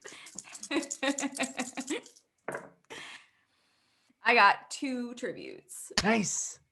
You use 1 to dodge the attack. You may bank the other or use the other one now. I'm gonna be nice because I took 2 before. I'm gonna put them back. I like to One give back. goes Give to it the back to the tribute pool. community. We respect Yeah. it. You know. Tribute. Except for Val. No, she's gonna destroy everything. That was her motto. It was Speaking of Volcano, the second gimp is striking out at Val, whose fiery breath has destroyed a number of their allies. Those blades swat at you, and though you are heavily armored, you can see that these foes, wrapped in vinyl, are cagey and seem to be aiming for weak places, the chinks in your armor, hoping to find some area where they can find blood and flesh. cool. So you are also going to roll your defense, which I believe is very high. It's super high, and I would like to make a case for I'm an elemental, and they're wearing meltable clothing, and I just want to get as close as possible. The I best will defense is a allow good it. offense. I want to like bring them in. The first will be to buffet away their attack. Yeah. The second, if you make any additional tributes in this moment, you will be able to spend them to burn them. Okay. So make your roll. I got 1 tribute. Nice.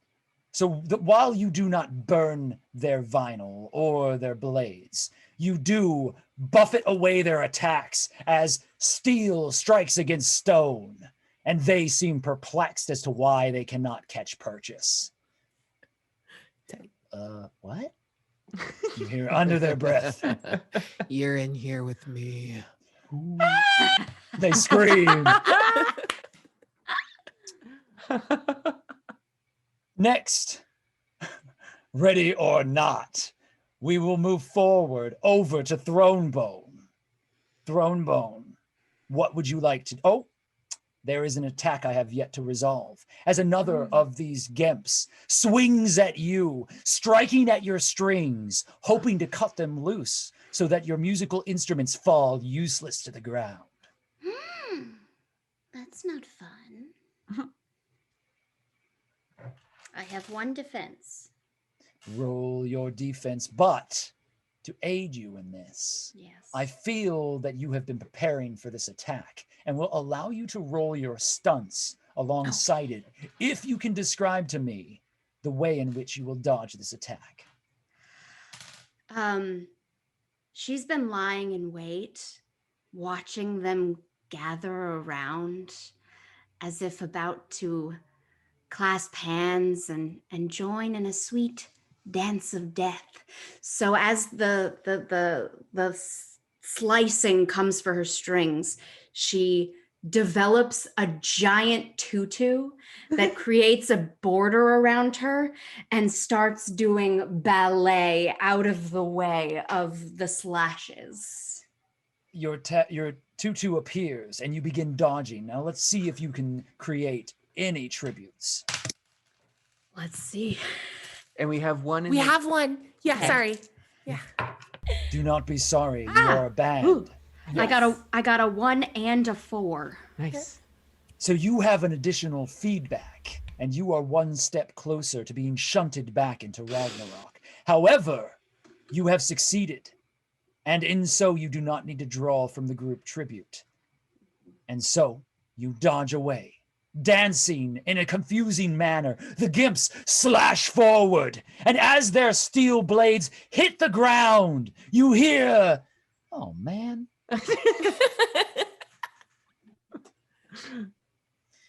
You have dodged away from them. And now we will move forward. There are 2 attacks remaining from your band. Is that correct? Yeah. Which of you was first? I believe it was Thronebone. Is that correct? No. it I'm was number you. 11. Yeah, I got You are 9. 11, so you are actually very last. Yes. So, I don't like Valcano, the way you said that. That was hurtful. you stand there, Gimps, confused, disappointed, questioning their life choices, blades touching upon your hardened skin. What do you do? If you want to know my secret, I'll just turn you into me. And I want to like summon my mask again and release another big blast. And I want to try to turn them into smoldery charcoal blaze. Fair enough. Using your abilities from your mask, the first thing that I would ask you to do is to build your performance pool.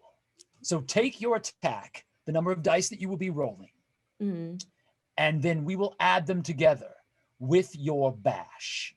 Oh, I'm sorry. You're doing this at close range. You are shooting forward. So this will be a bang. Sweet. Okay. 3 total.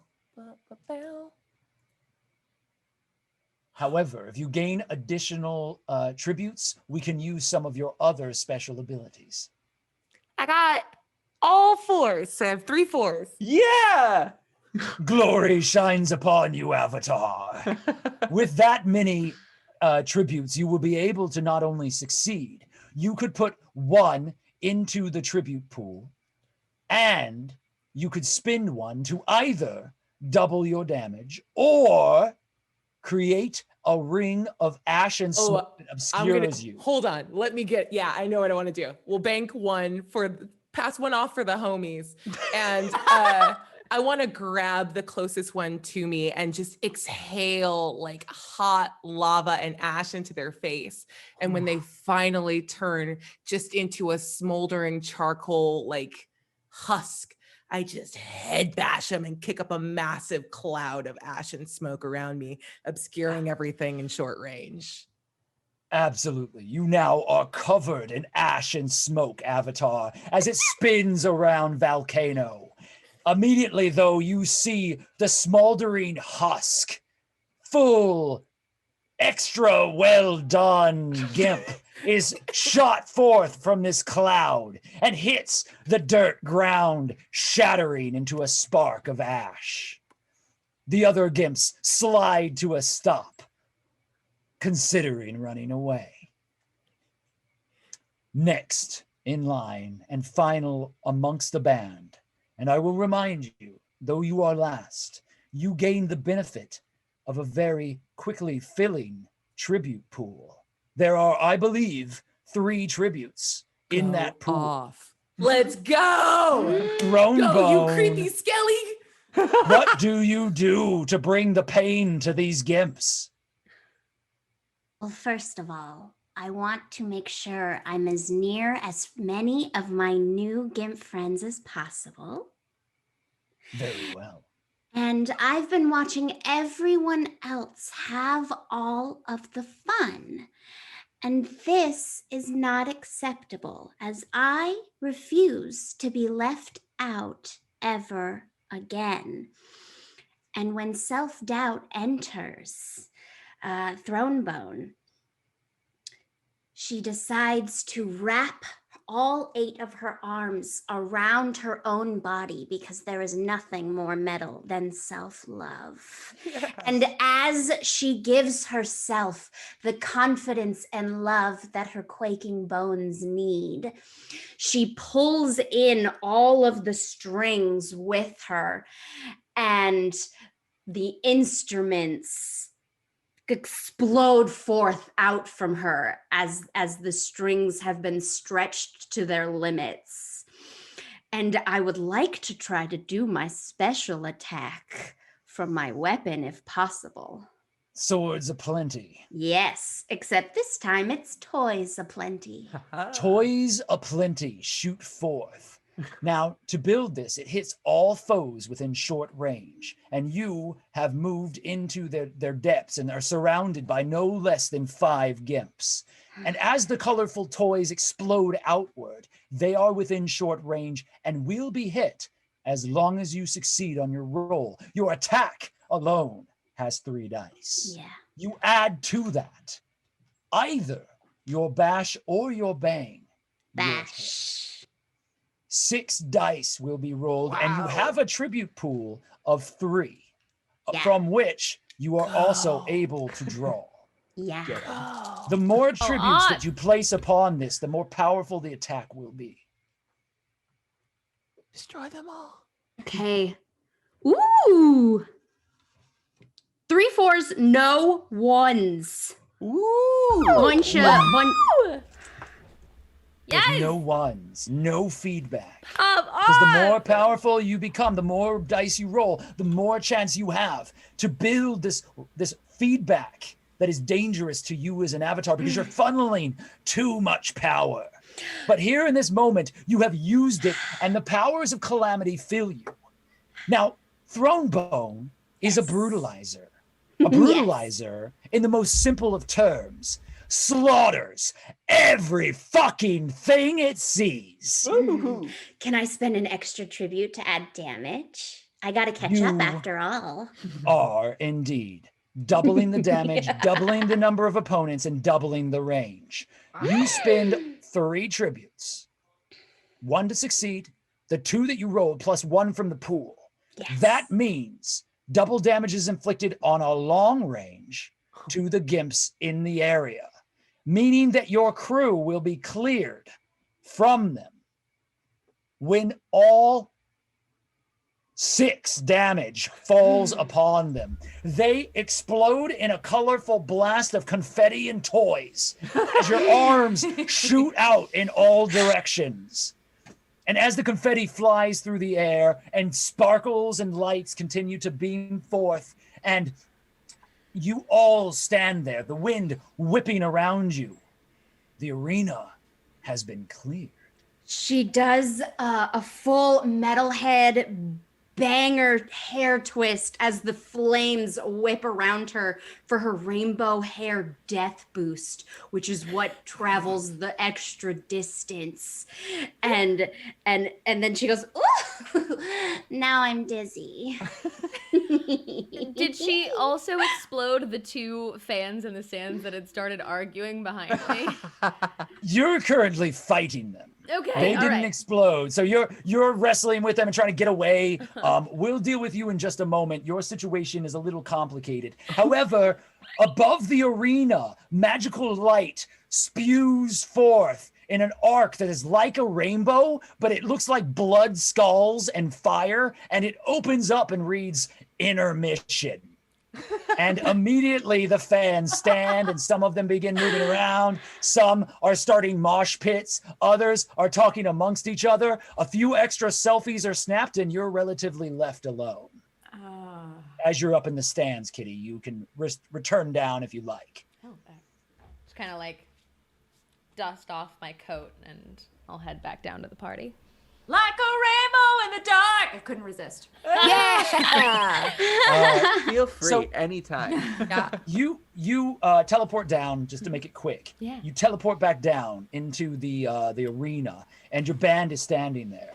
And a number of these gimps, not with bladed weapons, come forth out of the gates. Only this time, they're carrying chilled beers, like a tray full of assorted appetizers Oh my that are God, mostly charcuterie. like.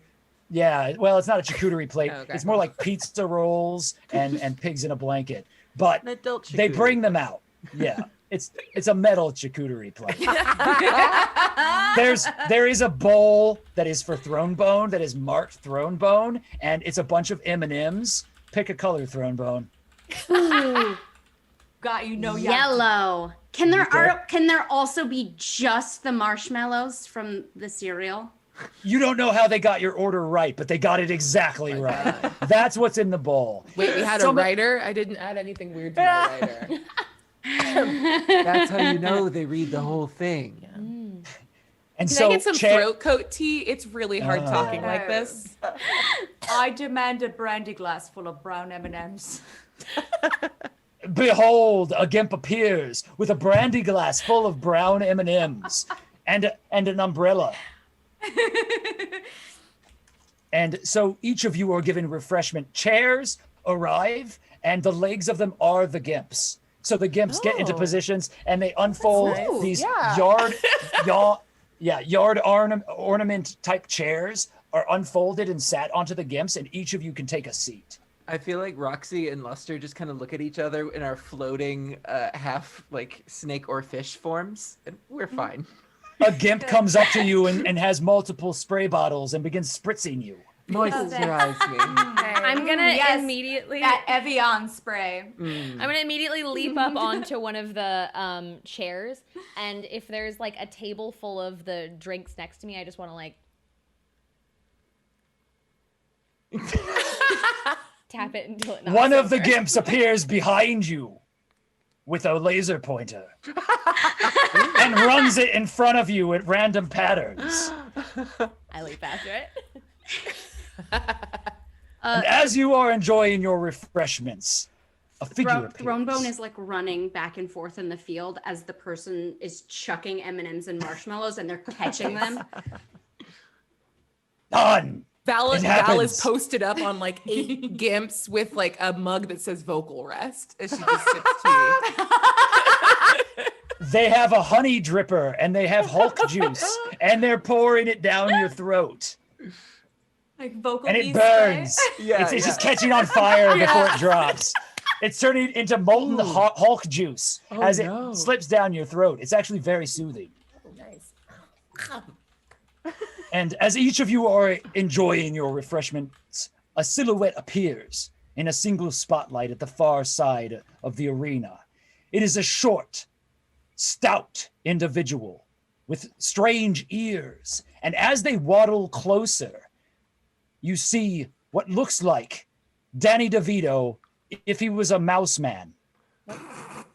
He has the face of like a rat and still big picturing ears Danny DeVito. and is short, has actually full head of hair that has been greased back very There's the nicely. difference. Yeah. And it is wearing a leather jacket that is sort of ill fit and sort of a greasy shirt and shredded jeans with big combat boots. I love him. Well, what the fuck have we got going on here? A couple of fresh meats right out of the umbilical descent. I gotta say, I've seen a lot of these shows, and you got that star quality that everybody's talking about. Well, I've heard that before. And I clink with luster. I've knocked all of the glasses over near me. I can't. Yeah, all the glasses keep getting knocked over, and the Gibbs keep picking them back up and filling them back up. And when that gets to be too much, they get the laser pointer again. Allow me to introduce myself. I'm Cyrus P. Ratatat, agent and manager to the biggest, most metal groups here in Ragnarok. And each of you, has the distinct pleasure of being the next band that I sign. Instead of extending my hand, I will extend out my rattlesnake tail. Charmed, I'm sure. Mwah! And kisses the rattle on your tail. Oh, slick. Yeah. It's very wet. It's a wet, polite kiss. What do the rest of you do? I'll kind of like, since I've been up with the laser pointer anyways, I'll kind of like swing on over to him. And what do you have to offer? Haha, a head for business. I really like that. I like it when, the members of the band are actually thinking about their well-being. You're gonna need that if you're gonna survive around here. He flips through a book that he's got, like a little black book. Kitty, right? You're Kitty. Yes. Well, I gotta say, you've come to the right place.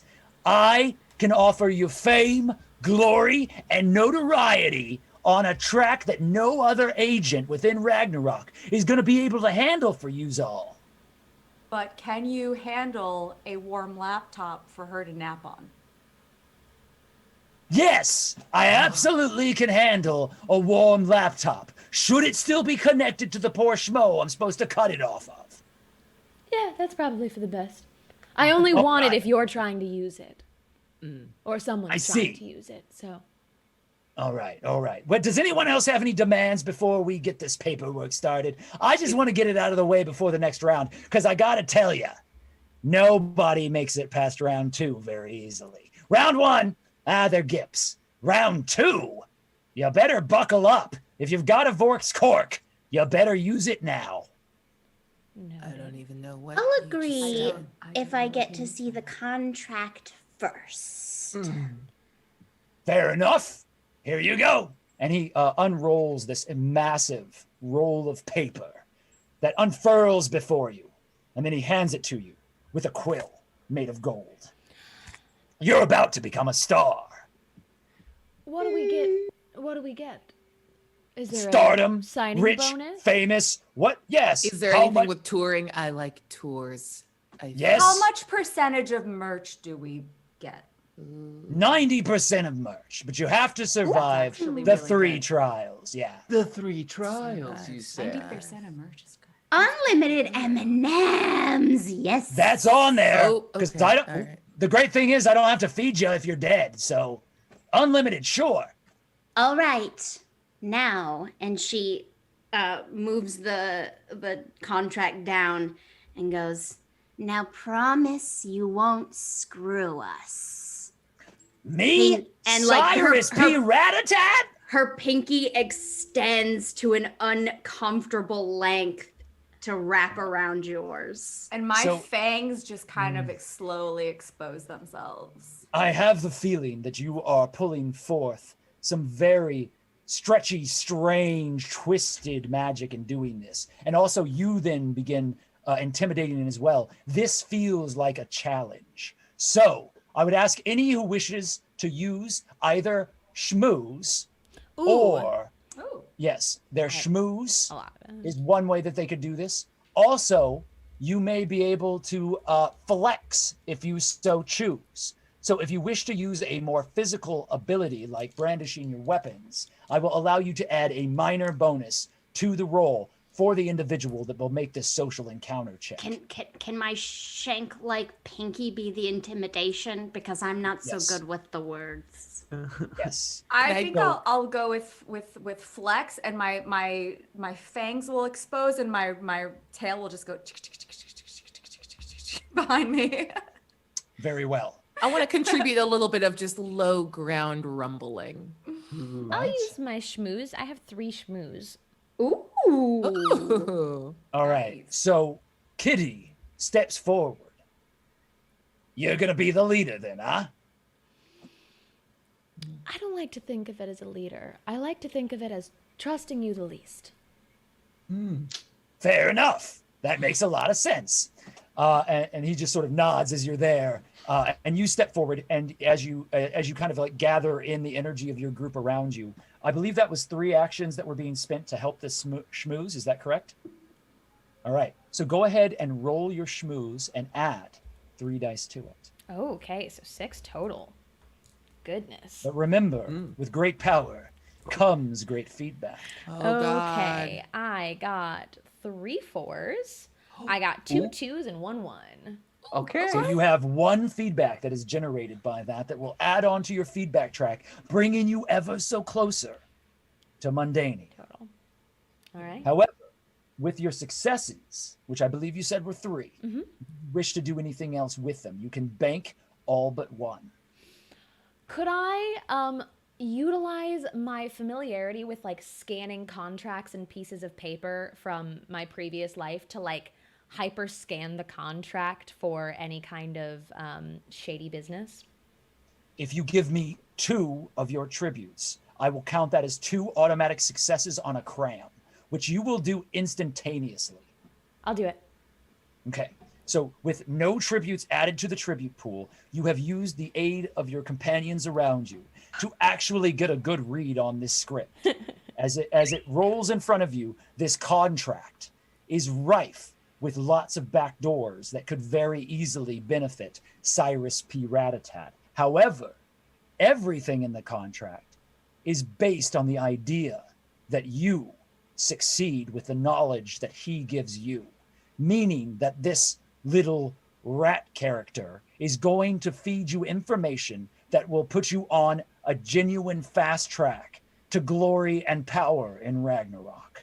However, he clearly doesn't think you're going to live long enough to lay claim to the rewards at the end of the contract. I'd like to, as quickly as possible, inform the rest of the band. Can we huddle? Can we band huddle? Band huddle? You feel You got about 8 3 minutes until round 2. I'm just warning you. Wrap alright? my snake tail around everybody and then huddle. This I'll is relay all my that first information. hug. Oh. I'll relay all of that information. No, I imagine smoke coming out of volcano. Yeah. it's not inherently bad for us, and I mean, I intend for us to live through the next round. I've just found out we're awesome. Yeah. Agreed. I think he's wildly underestimating us. Yeah. But also the first friendly person that we've met. That's true. All right, are we I mean, in? he's the first person who didn't try to kill us. Yet? All right. all hands in, and 8 skeletal fingers come towards all of you. Terrifying. Excellent. I'll put in, but I've just got these like crazy long claws in the middle of it too. I'll put in my hands, but my snake hair is definitely looking towards him, and they're like. That's where- We'll figure out a band name later. Yeah. You gotta put the band name in the contract! Oh. Oh my god. Band Don't name listen to later. none of the Maybe- conversation. Band name later. Just Oh, call the band. TBD? Call the band name later. TBD. TBD. TBD. TBD. All right. TBD on 3. 1, 2, 3. TBD. TBD. All right, you made the right choice. I just need you to sign here, here, initial here, sign here, put your blood right there, and that's about all. What if you're a skeleton? Put your Or bone a right lava- there. or Bone a dust. lava monster. I just push a Lava. hole in it. Yeah, so it's like you burn through it, you Yeah. put some bone I dust will on it. puncture into my, like, using my fang, get some blood and like write my name. All right. Luster just sort of grates his nails, which are made of glitter, and a bit just falls onto the contract. And the contract begins magically glowing as all of this happens. And it's scented now. Kitty, Ooh. I will just you're the kind of- last to sign. I will just, with my claw, poke my finger and place one little like paw print down. Well, you've really done the right thing here. And he rolls it up and it slips it into his jacket. Well, as promised within the contract, we'll assign you your mascot. We'll announce you as soon as the next round starts, and your band name will be known to everyone within Ragnarock. If you survive round 2, that means that I'm going to get to take you under these sweaty armpits of mine and show you the world before you. All right, and if he screws us over, we'll kill him. If you die, I get the insurance claim. And he turns and walks away. And immediately then, the blazing fire above you dissipates, and the intermission sign retreats as the crowd begins taking their seats again, and they begin chanting. But before they do, speakers arise out of the ground, raised on stone pillars that are shaped like clawed hands, holding on to massive amplifiers and speakers. And from them, a resonant tone splits forth, and you hear the voice of Ratatat. All right, you scumbags, allow me to introduce you to the best, the only, to be decided, known as TBD. Use the abbreviation, you slags. All right, are you ready to see some mayhem? And the crowd goes wild. And as you stand there, there's a thrum, and the drum begins again. Bum, bum, bum, bum, bum, bum, bum, bum, bum. And it fills the air. Immediately, crashing through the noise, as the gate wheels open, a tiny, very chubby-looking dragon that is about 3 feet tall, on tiny little wings that can barely keep it airborne, floats forward, falls, rolls, its purple scales getting all dirty. It stands up. Oh, darn it. Stands again, starts fluttering. Okay, wait, hold on a second here. I'm not it. I'm not round 2. I'm your mascot. Oh, I was gonna say nobody survives this. I was gonna be real. I was gonna feel really bad if I had to kill you.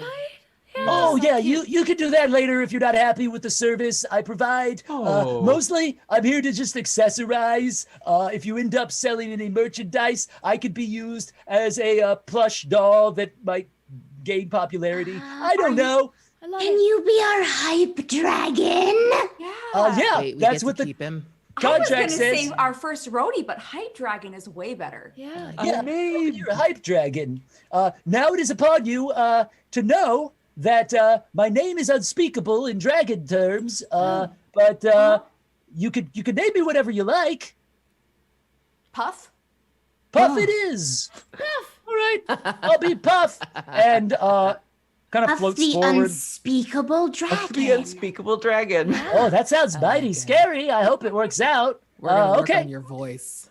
I Yeah, might this- be able to help a little bit. And as he wiggles, there's this energy that comes out of his polychrome wrist blaster, and it moves over to Puff's tiny wings. And instead, you see them extend out into fishnet, and you can see these like rainbow fishnet wings that appear to sort of even out his size and help him fly a bit. I look great. Look at that. There we go. Now it's gonna be Wow, terribly that's really unfortunate when you try to fly and those are fishnet and they don't. There's no wind that could. I can barely fly anyway. Anyways, they look phenomenal. No notes. Puff the Metal Dragon. TBD! Oh yes. You will now face your ultimate foe. One of you will think of the thing that fear is embodied by. You will choose the form of that which will slay you in round 2. Oh no. Proceed! I'm sorry, guys. I'm really sorry. What did you do, Roxy? What were I you need thinking all of now? you. I'm so I need sorry. all of you to And make it a is- feelings check Okay. for, Feelings and I'll check. ask you. Yep. Oh, I have no feelings. Oh no. I also have no feelings. I guess Everyone that happens when has you don't one. have guts. I rolled 1 You- 4. You always have a 1. I Okay. was lazy. Oh, So I didn't okay. mark that. Amazing. Just Respect. saying, as someone who generally has way too many feelings, this is incredible. It's power gaming, honestly. Yeah. This is definitely power gaming. Uh-oh. I did picture something. I got a I did- 1. I also got a 1. I Oh, no, I got I'm one sorry, I got a tribute. 4. I got a Yeah, tribute. yeah. You got a 4. Oh. Okay. So whoever got feedback, mark your feedback. That is Shit. now on your sheet. That's on you. I'm Is not doing too anyone great. getting deep in feedback here? I've got 2 4. feedback. 2. 2. Oh, you have 4 feedback. I do. Girl. That's building up. We'll see what happens in this You're fight. fine. All right. So we got a tribute, 2 tributes. You can expend them to protect yourself, or you can put them in the pool. I'm gonna put it in the pool. I believe in our band. Yes. Luster's protecting himself.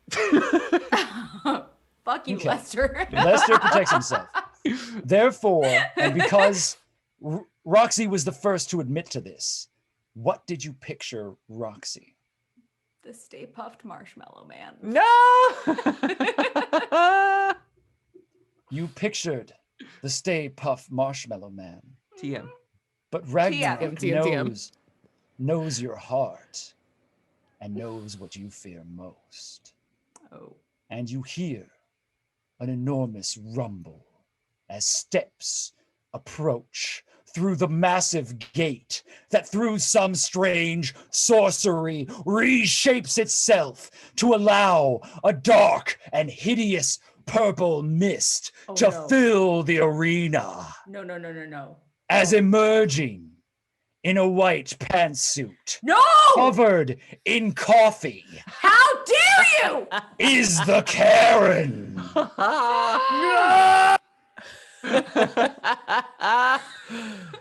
She really did imagine the Stay Puft Marshmallow.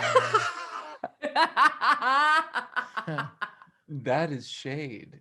I need the avatars to roll initiative. I've got a 2. Oh God. A 2. I have a 7. I can. Ooh, 2 Ooh, 6s. I can- I'll go down to a 6. Yay! Oh, Wait, are we going 666? Yeah! Oh, the most metal of all metal occurrences! This is a rule whether or not it has been written or not. In creating the harmonics around 666, you will unlock the fury of Ragnarok itself, and we will have you strike with great might. Yes. So we have 666. Does anyone else synergize here? Are there any harmonies outside of that? 8. 2 and an 8. Very well. Now, I was kind with the Gemps. I will not be with the Karen. After each of you attack, the Karen will gain an attack and be able to strike out with their great fury. The first thing that I would say is that on a 2, Kitty will act first. All right. So if the Karen has just marched in, I'd like to flip my drumsticks around a few times.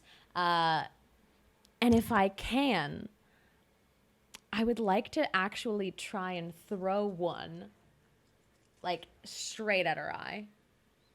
You toss one of your prized possessions, the wizard's drumstick, towards this horrid woman's eye. And she looks at you. Do you know who I am? As the drumstick flies forth in a bolt of power towards her empty, black, soul-sucking eyes. I'm not wearing a mask. Okay. You throw your drumstick forward. Please roll. It is a long-distance shot. Okay, so then I add my Bang. Ooh, I got 2 4s and a 3. Nice. With 2 4s, you immediately strike and you can activate your ability. Do you choose to do so? I will bank You it. wish to create a teleportation circle somewhere. I will bank it for now, for the party. Very well. And I'll You just scream, put it's human another tribute in. decency. See, if you had covered your face, this wouldn't have happened. You're not in charge of me. I'm Karen. We've heard. And so as this blast strikes, damage riddles this creature's face and pockmarks appear. Oh! As it wheels backwards, but gains its footing again, and the giant positions itself as it turns, and you realize this creature is not so made of flesh, but one that takes the flesh of others. And behind the illusion, you see a poor bedraggled giant, and the wound that has just been inflicted upon him, as the spirit of the Karen rides his body. And the Karen turns to you and uses a powerful attack. Privileged position. And all avatars must make a feelings check. Feelings? Oh No, my God. Feelings. This Could is I- straight. It's her ultimate attack and be calling the cops Straight on us. feelings? I'm so tired. In theory, could my God. cat-like reflexes give me any sort of benefit towards dodging this attack on my feelings? This is a wave of energy that you cannot avoid with fleet movements. Okay, it's just It the is one. a mental attack. I hate it, thank you. 4 successes, 4 attributes. Sorry, no, just one. I got got it. a 4 because sometimes when we do this, it's a 1. It doesn't make Yeah, any sense. I got It's a true. 1. It's true. Okay, so A 4. a feedback is fed to Volcano. How did you do, Roxy? I got nothing. Very well. Do you wish to use any of the tribute in the pool? Oh, can I do that? You may take a tribute from the pool to create a success at any point. Ah, yes, I shall do that because there is a song I've been wanting to sing to Karen for a very long time, and I But shall you do must so. have a wash or a tribute to do that, to be clear. So if you have a feedback, you cannot draw. I do have no Sorry, go ahead. feedbacks. Yeah, so you are clear to do so. You may take one and turn this into a success. Can I say that the song I want to sing when I harmonize with my Yes, band save members? it for 6. Yeah. If you, Okay. do you want to do it now? Do I do it now or do I want me to wait? That's fine. It's up to you. I think Do you it should now. wait. Let's go. Okay, just do it. No. Just do it. All right. So in all of my rage from all of my stupid errands I've had to run for her, I'll all of my fury and lightning strikes and I'll sing, "Fuck you, Karen. I hate your stupid face in your suit of tweed. Clean up your own dog's pee." Brah, brah, and I'll shoot out my tongue ring lasers at her. Amazing. We're going to add another tribute to the tribute pool. That amazing rendition. Yes, please put that onto an album and make it available to That's us. amazing. My cover, my Dio covers. Will be up. Despite all my rage, you are still just a bitch in a suit. Whoa! Eddie, you had no successes, is I that had a correct? wash. I only had one A dice, wash. and it was a 2. Do you wish to take a tribute? And that would allow me to counterattack, or that would allow me to just dodge. It's just going to essentially? allow you to succeed at this. I Your would love feelings. to not take another pain because I am already at 4. So yes. Okay, that's a wise choice. So the tribute pool has been lessened by 2. It gained 1, so it now has 3 if I'm incorrect. Or if I'm correct, I'm usually incorrect, but here we are. I trust you. 3 in the tribute pool. Very well. And Luster, how did you do? You This- had a No, this Wash? hits Luster hard and takes 2 feedback, but Luster's going to take them because this only puts him at 3. It only puts you at 3, my friend, if the ability did nothing but cause damage. Oh, no. All avatars who fail this fall prey to the draining effects of the spirit of the Karen. No. I feel it. I'm not the manager.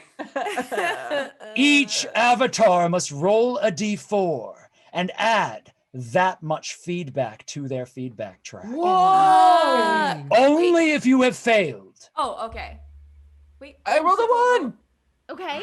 1 feedback is added to your track. I'm at I 4. rolled a 3.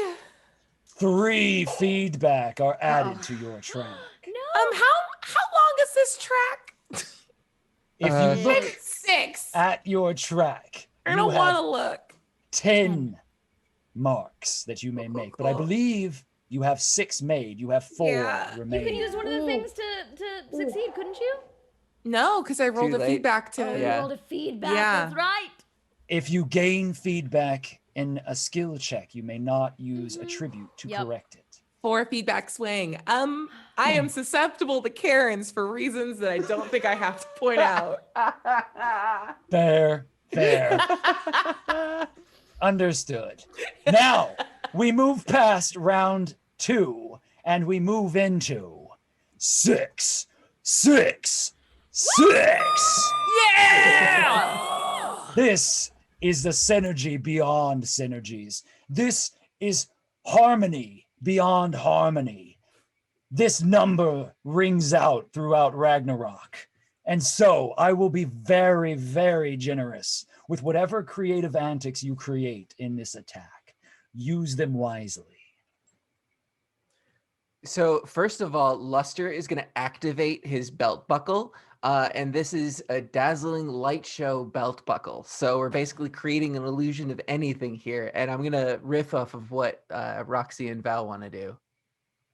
Yeah. I think Val definitely wants, like, especially after getting hit hard by her, is going to like activate her sort of like magma sash and try to like wall her off and just face her down. So like illusion pops up, walls of fire kick up, and it's like a runway to the giant Karen. Ooh. Yes, it is a runway. And then suddenly it's like a fashion runway that appears. I love it. And what will you add to this? Throne bone. Oh, wait, is it wait. Throne Boat? It's Roxy. Oh, I'm sorry, Roxy. Roxy. I apologize. Roxy, what will you add to this?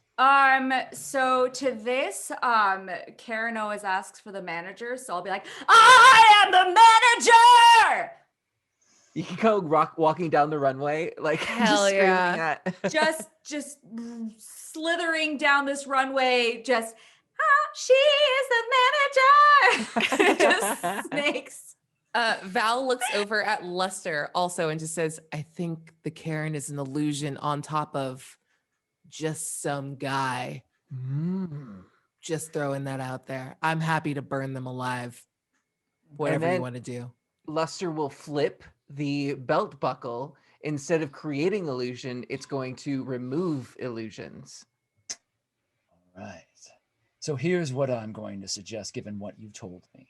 One of you is going to make a ranged strike attack. You can choose who. This is at a long range. And you will attack with your primary weapons attack. Perhaps, may I suggest, a funnel of magma Yeah. shot forth from volcano that is physically formed into a runway, upon which Luster creates a sparkly light show that beams forth the most true of all lights to reveal the weakness of the Karen. But in the center of all of it stands what the Karen fears most. Silhouetted behind that light is Roxy, with an illusion of the manager wrapped around her, ready to strike. If you succeed at your strike, of which you will have an additional die to roll, this attack will successfully deal a grievous blow to the Karen and may force her to remove herself from this host that she has taken. So the strike must be rolled by Volcano. However, each of you are lending your support, and in doing so, we will build a performance pool Volcano, how many dice do you have for 3. your bang and your weapon? 3 total? Yeah. I will add 1 for each of your companions, which makes it 5. And then I will add a 6th because it needs to be a 6. fucking 6. Yeah. So roll your performance pool and let's see how many triumphs you make. We got Tributes must be created. 3 tributes, 2 feedback, and a 2. Uh-uh.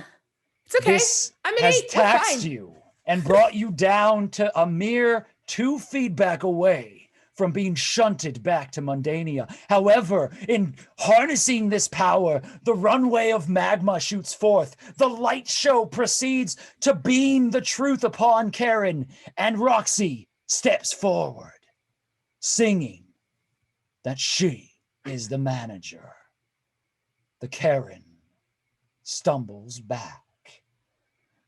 Whoa.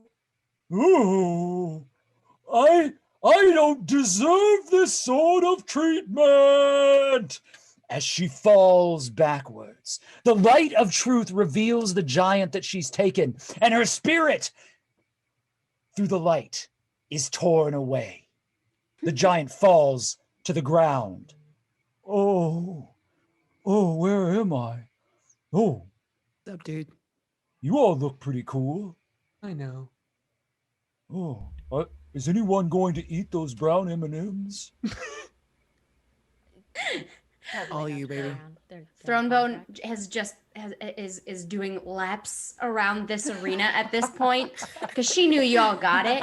So much And sugar. she's in one of those like rounded yellow and red toy cars, except it's monster truck sized, and she's just going beep beep beep beep beep beep beep beep beep beep beep as like fireworks are shooting out the side because clearly we win. Can I please make like sick ramps of Yeah.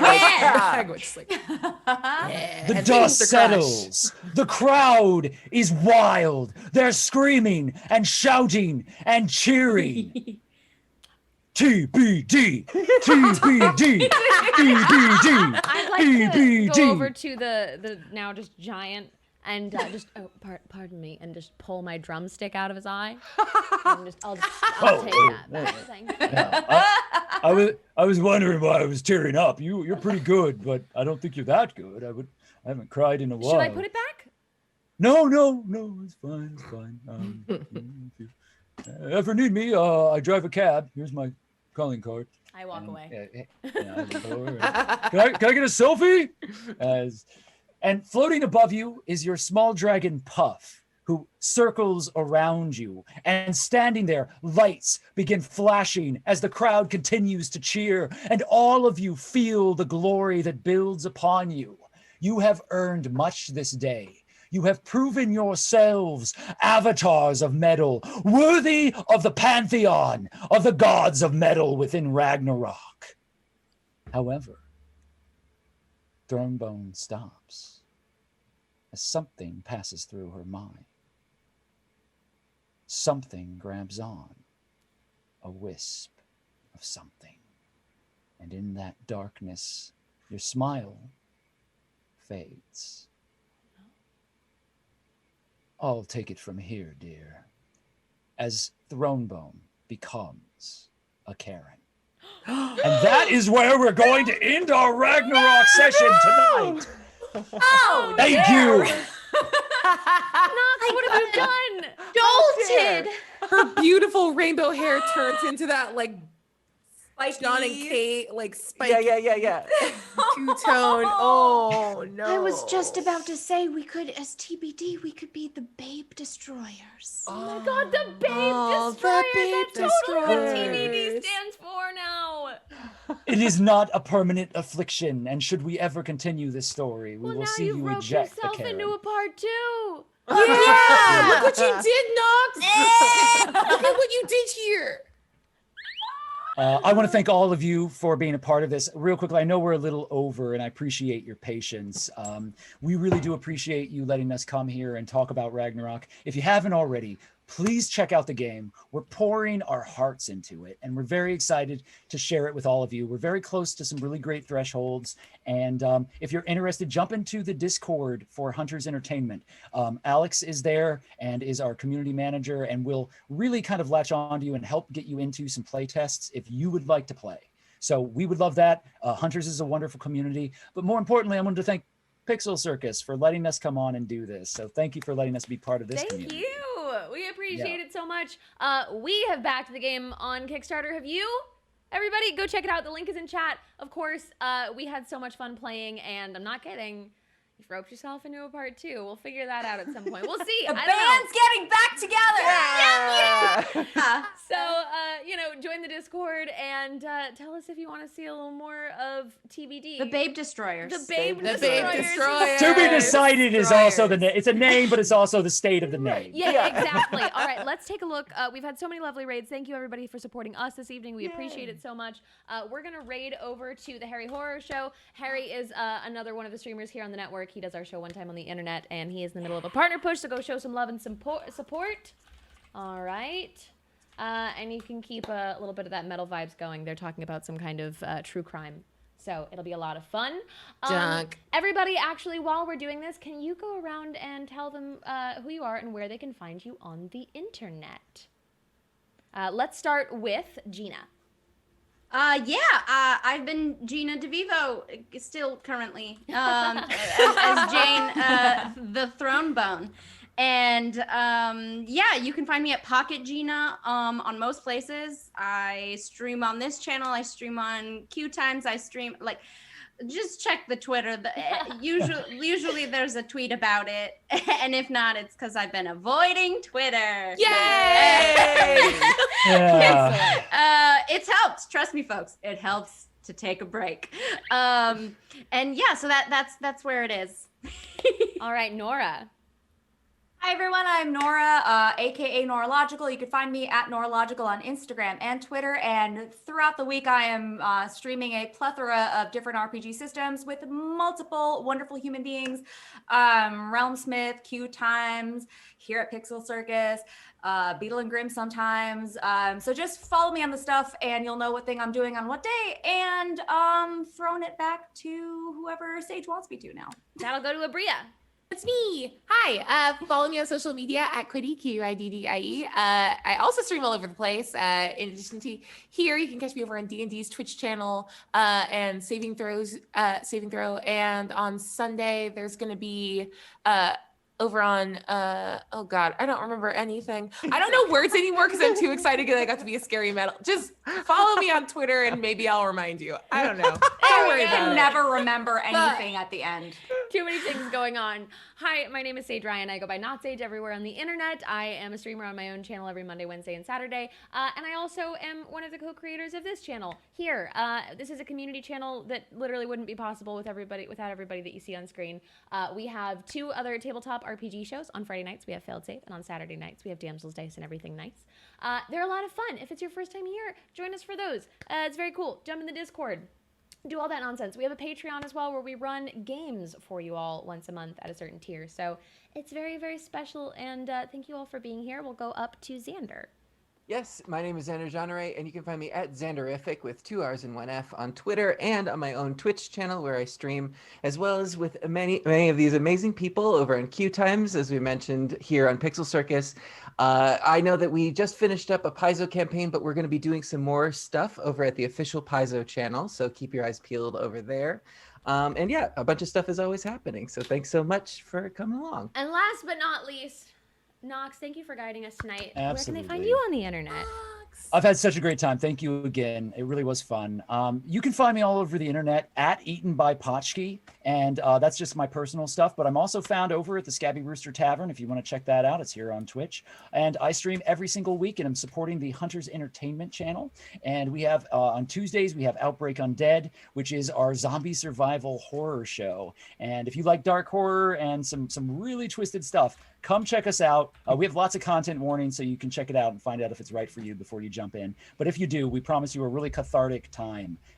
So come check that out. And again, please check out that Kickstarter. Follow at Hunters Int across social media, and make sure to keep track of everything that's moving through that company, because again, they love their community. We love our community, and we are working tirelessly to make games that are for you, and we want to make them as good as possible. So please let us know what you're thinking. Jump in there and say hello. We love it. We love to see it. Oh, okay. Oh, real quick, can I just say, super quick, on my Twitter, I'm doing a giveaway. I'm announcing a winner on Sunday, so check out my Twitter and get on that giveaway. So amazing. We're actually changing our raid direction because Harry went offline. So just kidding. We're raiding over to Arcane Faith. Ash, we also love. She pops up on the channel all the time. Hey, Ash! So go and show some love. Let's just, can y'all go spam those fresh new emotes and stuff? Fancy emotes. We just put them out today, so I'm very excited about it. We actually made partner last week, so we're celebrating forever. Yeah. Thank you all so That's much. great. Have a wonderful rest of your night. Thank you for spending the evening with us, and we will see you all tomorrow. Bye, friends.